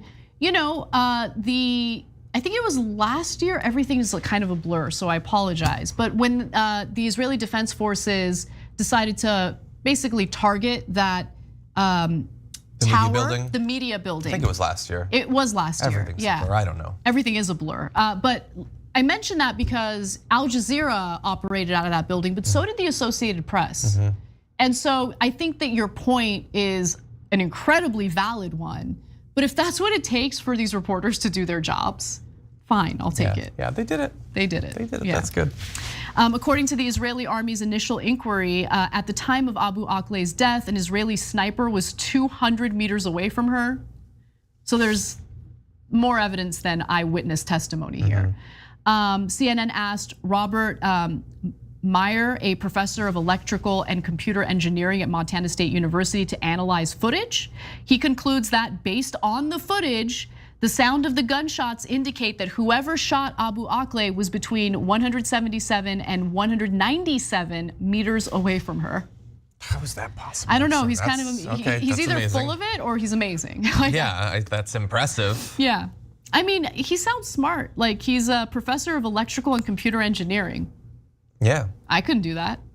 I was an electrical engineering major very briefly in college. I don't blame you. One really bad semester. Yeah. Anyway, please read the report. We'll include a link in the description section for you to read the full investigation from CNN. And again, I commend them for doing this. I think it's important to do these investigations and to follow up on these stories. That's the other thing. Oftentimes they don't follow up at all. So to follow up with an investigation, I'm happy about that. Exactly. All right, we're gonna take a quick break, and when we come back, we gotta lighten it up, man. We do. All right, we'll lighten it up when we come back. I've got some fun stories in my back pocket, I promise.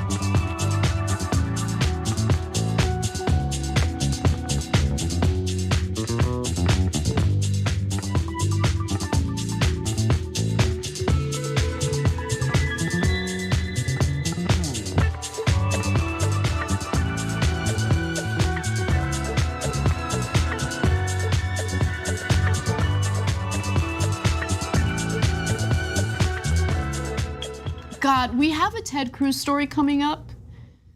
Oh, it's my favorite story of the day. So I will deliver, we will lighten things up, okay? Before we do, let's read some super chats. Wow, you guys are really delivering today. Chatting it up. Yeah, you guys are chatting like crazy. I have not said thank you to our Twitch subs and to our Twitch community. Mary Animal says the only action is taking NRA money to make it easier to get a gun. This is in regard to all the gun-related stories that we talked about today. Rude Ricky, she. Oh, it's in parentheses, she, so I know that Rude Ricky is a female. Thank you to our moderators for noting that. My boyfriend Chris was on a flight where the internet was messed up, so they gave everyone free streaming. Dude next to him saw him watching John and Dr. Richie. He pointed, nodded, and said, "That's what's up, TYT." I'm gonna put that on too. Aw, I like That's awesome. I love that. Yeah, we had a good show. That's cool. God, keep Thank sending it the love. It makes me feel really good. Give it to us. Jax Drac says, I'd rather vote for Steve Kerr to be in office than our current useless and heartless politicians. Yup. Dave Schmidt gifted 2 subs, thank you. And Ariana Vega says they're emboldening each other and the gun lobby is enabling them.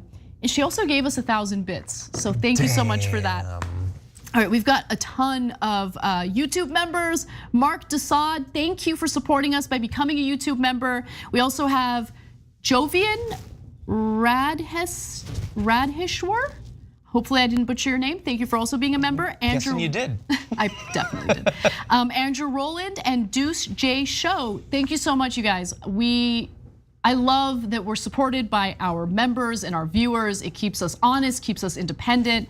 And you guys give me the power to speak my mind without like advertisers breathing down my neck. And it's like the greatest gift of all time, so thank you. All right, let's try to read some more comments here. We've got Bushido Leader.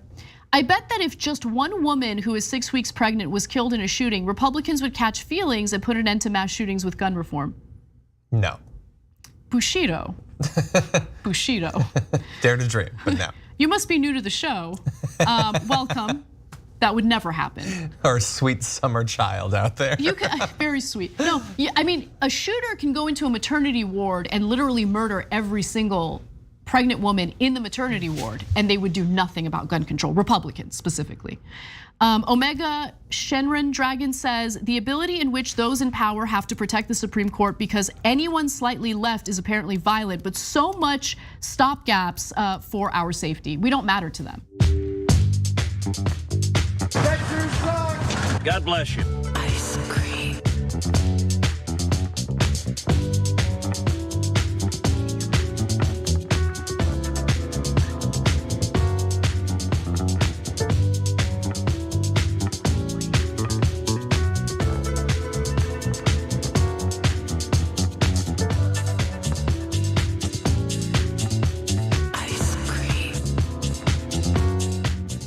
have to read at least one more super chat. This one from Brett Campbell, who says, Anna, between your own reactions and responses this evening and JR's, John's, and Dr. Ritchie's earlier today, I'm grateful for the TYT crew's compassion, honesty, and rawness, and honored to be a new member. Brett, we love you. Thank you for supporting us. Thank you for being part of our team. And thank you to everyone, honestly. This job is not easy.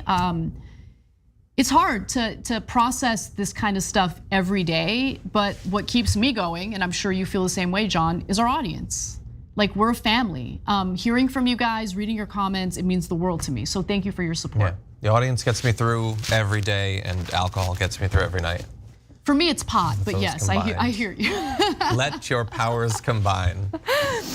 All right, well, let's have a little bit of fun, starting with making fun of Donald Trump for being a big loser last night. The biggest loser. All right, so former President Donald Trump took some pretty heavy losses during the primary elections last night, but he still somehow found a way to congratulate himself nonetheless as a victor. There's no victorious moment for Trump, especially when it came to some of these races in Georgia. For instance, Trump endorsed Georgia governor candidate or gubernatorial candidate David Perdue over the current governor Brian Kemp. So I should be clear, if I'm not mistaken, they're running for senator. Is that the Senate race? That's the governor's race. It's the gubernatorial race, Yeah, Kemp wants to continue on as governor, and Perdue is challenging him for that. Perdue had been a senator before he was beaten in the runoffs. In the runoff, yeah. Yes, okay, so here's what the results of the election were. Now remember, Trump is mad at Kemp because Kemp didn't help him steal the election. And so he ended up endorsing Perdue instead, and Perdue lost, he lost pretty big. Kemp's win was resounding. He leads Perdue by 74% to 22%, with most of the vote counted, winning every county in the state. He received 80,000 more votes and won with a larger percentage of the vote than Trump-backed Senate candidate Herschel Walker, who was running against a field of underfunded nobodies and sailed to victory, primary victory as well. Yep. I like the way that sentence was structured. That was very good. Let's put that graphic up again. Underfunded nobodies, that had some spice on it. Cameron Joseph from Vice News. I approve, I approve. Now, if you'd like to see a visual of this, some people are visual learners, which is cool. I'm more of an audio learner. Here's a nice little graphic for you. So that's with the counties reporting. All of them went for Kemp. All of them went for Kemp. I love it. By the way, Perdue, you loser. I've got no love for Kemp, but I love what this represents because Trump was vicious toward Kemp when he refused to help Trump steal the election. And he was voracious in supporting, what's his name, David Perdue, and it didn't work out for him, and I love it. Yeah, the whole thing is so stupid. He couldn't have made Trump win. He couldn't have. No, I know. He couldn't have given him Georgia, and I cannot say this enough. Even if Trump had won Georgia, he would have lost. The idea that you would be mad at Kemp is so fundamentally irrational that even Republicans in Georgia seem to have seen through it. They seem to get, well, I love Trump, MAGA all the way, but that doesn't make any sense. And I'm sticking with Kemp. Because they know that Kemp does suppress the vote. Kemp is an absolute troglodyte. That's so true. God, I was gonna say something that was hopeful, but you just said that last thing and now I can't. So I was just gonna say, stamping it out, stamping the hope out. I know, you really are. You're playing my role today and I'm playing Cenk's role, okay? Although I'm not as loud about my optimism because I'm not that optimistic. But I will say, there are a few minor breakthroughs with Republican voters where you're like, oh wait, they might still be a little tiny bit reasonable. Maybe. Madison Cawthorn. Well, there's the other thing that I wanted to mention, which I think is, I don't know, I would venture to say is even more important than the Perdue Kemp race. What's that? And it's the Georgia Secretary of State race. So Trump was furious with Brad Raffensperger, who also refused to steal the election on behalf of Trump. And so Trump decided to endorse Raffensperger's opponent in the primary. And let's talk about what happened there. let's take a look at this graphic. Oh, well, would you look at that? Brad Raffensperger won handily. Yeah, definitely won handily. To be clear, Jody Heiss got whooped, but also did way better than Purdue, who's the biggest loser. The biggest of the loser. night, a massive loser. Definitely. Yeah. And look, I was terrified that Trump was going to be able to win in that Secretary of State situation. And the reason why I say it's a little more important is because he wants to put yes men in those positions so he can effectively steal the election if he runs in 2024 and loses. Yeah. Now, I actually think he has a good chance at winning if he runs in 2024, which is depressing, but. Yeah, I mean, look, based on the polls, from what I've seen in Georgia, the gubernatorial, it's several months out, but the forecast for the general election looks good for the Republicans. The forecast for even Herschel Walker, I had lunch that was more capable of governing than Herschel Walker, but he's leading in the polls. Yeah. And so does Trump even need yes men? He could just win Georgia next time. Not only are the Democrats going to give us 2 more years of doing absolutely nothing between now and then, but they've also made it even more difficult to register, even more difficult to vote, even more difficult to aid other people in voting there in Georgia. And it was an incredibly close election last time around anyway. It was a monumental task to deliver an 11,000 vote lead for Joe Biden. So look, he wants to have the yes men just in case, but I think in Georgia, it's looking like he might not need it. Ugh. We'll see. We'll see. Maybe we'll be. See this trend today, this pattern. I can be hopeful. Maybe we'll be a year and a half into Stacey Abrams as governor, and maybe she'll pass some executive orders or something at the state level that will help people to register. That's possible. We'll see. I mean, look, she did a lot of groundwork to get out the vote, to get people who maybe typically wouldn't get involved or engaged in politics, engaged with politics. So hopefully that pays off for her. But I want to get to one other Georgia race that's important to mention. So Mo Brooks, remember, he also notoriously lost Trump's endorsement in Alabama. This is the Alabama Senate race, and apparently, hold on. So Mo Brooks, who lost Trump's endorsement in the Alabama Senate race, did well enough to make it to the June 21st election. In fact, he surged in the polls after Trump abandoned him, which is another good sign. So Katie Britt placed first with 44.7% and Brooks second with 29.1%. So somehow though, Trump managed to claim victory, even though these are some significant losses for him. A very big and successful evening of political endorsements. All wins in Texas, 33-0 for full primary list. Arkansas and Alabama. A great new senatorial candidate and others in Georgia. Overall, for the cycle, 100 wins, 6 losses, some of which were not possible to win, and 2 runoffs.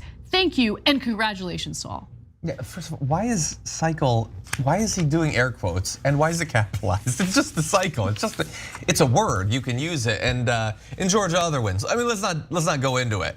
And sure, I lost in some things, but it was impossible to win. Well, then why'd you get involved? Why'd you endorse it? Yeah, no, exactly. It's just no, you could have won theoretically. Purdue has won statewide election in Georgia before. It doesn't seem that your endorsement helped him. No, it's he as simple as that. surged in the polls after he dropped his endorsement. Oh, that's from Mo Brooks. Oh, yes. I thought you were talking about Mo Brooks. Sorry about that. Yeah. By the way, I don't know if you guys can tell how disengaged I am from electoral politics. I'm struggling with this story. I think you're doing a hell of a job regardless. Yeah. I want to say that I'm going to do better, but I'm not. I can't stomach the electoral stuff right now. There were some progressive wins last night. There were. There still could be more. For those of you who are excited about that, I'm very happy for you. And I'm not saying I'm sad about it. I'm obviously not sad about it. At this point, anyway, let's see them win and actually do something, and then I will celebrate. That's all I'm saying. Okay, let's move on to the story that I'm actually looking forward to talking about. By the way, the Cisneros-Cuellar race is still too close to call, so I'm gonna do Cenk a solid and save that for tomorrow, and hopefully we'll have a definitive answer on who won. But for now, let's talk about Ted Cruz. Pete Davidson, all right, how come that dude gets all of these hot women? because he's not you, Ted Cruz. And look, it's been an amazing, breathtaking week of Republican self-owns. Now, we're talking about Ted Cruz, but we'll give you some more examples later.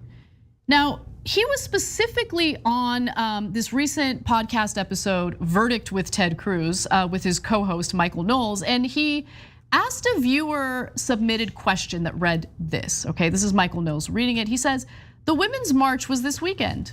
We are seeing women like Amber Heard, Jada Pinkett Smith, Meghan Markle, Kim Kardashian. Is it time we start talking about toxic femininity?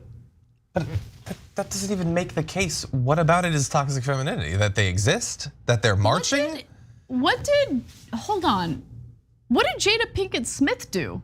She had alopecia and was in public, I suppose. I don't know. I mean, is he referring to Will Smith slapping someone? Yeah. She didn't do that. Her husband did, and he shouldn't have done it. But like, okay, all right. Anyway, so then the two guys started talking about toxic femininity. Cruz acknowledged that it seems unfair to blame Smith for her husband's actions. Okay, that's not bad, not bad. Moving on, he admitted he hadn't watched any of the defamation trial between Heard and Depp. I have, it's amazing, which Knowles called riveting. And by the way, come back to me for a second. Amber Heard, as we've talked about on the show, definitely not innocent, definitely did some stuff that I do not like. But like, are we really gonna pretend like Johnny Depp is innocent? They're going to, yes. Okay, they're wrong. There's evidence of him also doing stuff that isn't good. Having a black or white take on that trial is insane to me. No, but it's way more satisfying. And it's really messed up of you. When like Michael Knowles, for instance, like many conservatives, finally is gonna have a little bit of fun. They've got this broadcast live, 3-week long, burning at the stake, and you're ruining it with your, hey, maybe Johnny Depp did bad stuff too take. They had a toxic relationship. They were terrible to each other. Yes, but it's more fun to just say she's a bad, stupid, lying woman. Aren't they all bad, stupid, lying women? And we can all point at her because she's so obviously bad that we get to just feel like they're all bad. They're all liars. Take them all out. It feels so good. I hate it. I hate that. Don't broadcast it. Why is it being broadcast? Oh, the trial? Yeah. It is just a focal point for impotent male rage. That's all it is. I am not a male with rage. She didn't discount the impotent part. I'm obsessed with the trial. I've been every day, go home, I'm walking the dog, I have the trial on, I'm listening to it. It's fascinating. Anyway, let's move on. By the way, Cruz was like, Kardashian, she hasn't done anything bad recently, so she's fine. Okay, great. Now, here's where things get good, okay? Then he starts getting all up in arms about Pete Davidson. Tell me you don't get the ladies without telling me you don't get the ladies. Let's watch. Pete Davidson, all right, how come that dude gets all of these like hot women? Because of toxic femininity, Senator. That is the evidence that something has gone wrong. Pete Davidson was dating Kate Beckinsale. I mean, you're talking underworld. You're talking like super hot vampire in black leather trench coat. And you're like, really? The SNL dude? Like, wow. So if women aren't attracted to you guys, and by the way, can you blame them? By the way, they're not. You're gonna blame the women for that. Toxic femininity because I'm entitled to women finding me attractive. Let's put that video back up. No sound. Let's just put the video back up. Okay? You can do it as B-roll, whatever you want. Like that guy, you don't understand? Have you not taken a look in the mirror? Yes. I just want to know, everyone, feel free to comment. How turned on are you by the video that you're seeing right now? I have a feeling literally no one is exceeding a level that Ben Shapiro would be comfortable with. No, look, the right wing like revels. Like they love talking about people's looks. They love insulting the way people look. And then they get up in arms if I do it. So I'm gonna do it right now. Those two guys are hideous. Well, I mean, yeah, I don't care. Inside and outside. I know. We're all goody two-shoe progressives. No, we're not all. I am and you're not. Yeah, I'm not. I find Ted Cruz both physically and mentally repulsive. I don't think that Ted Cruz is hot. I think that the possum hanging from his chin is relatively attractive. You're being a bad progressive. I think it's a cute possum. You're being a bad progressive, very bad boy, okay? Anyway, we have to pretend like everyone's attractive and we never attack their looks. I'm attacking Ted Cruz's looks. He disgusts me. And by the way, that only pales in comparison to how disgusting he is as a person. And by the way, sounds like Pete Davidson is packing, and I would venture to say Ted Cruz likely is not, considering how he cowered in front of Donald Trump after Donald Trump made fun of his wife and called her ugly. But anyway, in June of 2018, Ariana Grande hopped on Twitter and revealed that her flash fiance, Pete Davidson, was packing 10 inches of organic hot dog meat. I'm gonna vomit right now. In the following days, Pete Davidson's Johnson, you can say it, I think, was discussed at great length. No, I can say it in the form of a name. Okay. Like Nixon's name. But I can't say it if I'm referring to genitalia, because the FCC is just protecting everybody. It makes sense. The FCC is protecting everybody. You can buy military grade firearms, but you can't say that word because that is what is dangerous. I cannot believe that we used that graphic. What does it matter if Pete Davidson has sex with literally everyone? What effect does that have on anyone's life? It matters a lot, John, because if he's having sex with everyone and guys like Ted Cruz can't have sex with everyone, it's the women's fault. It's toxic femininity. I took it a little bit personally because I kind of feel like if he hadn't shacked up with Ariana Grande, then I could have. Yeah. And he slid in there, and that was pretty messed up. It took me a few years to get over it. Like, what effect does it have on you? And it doesn't matter. I don't know what it is with conservatives lately who love to self-own. But remember, Alex Jones let the world know how small his penis is recently. Oh my God. Let's watch. Does this to humans as well. That's why genitals, I don't care if you're black or white, are a third the size they were of a 1960s male. So the media makes jokes about that a few months ago when I gave the example of, if your daddy's Johnson was a foot long, yours is 6 inches long. And if yours was 6 inches, your son will be 3 inches. And the one with them won't even have a penis. So you make jokes about that all day long, but this isn't a game. And you can say, okay, well, who cares? Well, we're sterilized. Poor guy. Poor guy. It's okay. It's all right. Thanks for letting us know that you have a tiny penis. He had a great dad, though. It's the women's fault, That dad was though. impressive. Anyway, yeah, the whole thing's The foot-long penis. Yeah. God, I don't want to think. This has been the worst last story ever. No, it's the best. All right, we got to not take a break. That's it. That's the main show. That's that. Bonus episode for our members. I'm super overtime and I'm kind of loving it. I feel like a rebel. When we do our bonus episode today, we'll have a little bit of fun, I think, although I don't really remember what we had prepared. Hold on, let me see. Scooters! Yes. Okay, don't miss it. We're gonna talk about vigilante justice against scooters. I love it. See you in a few.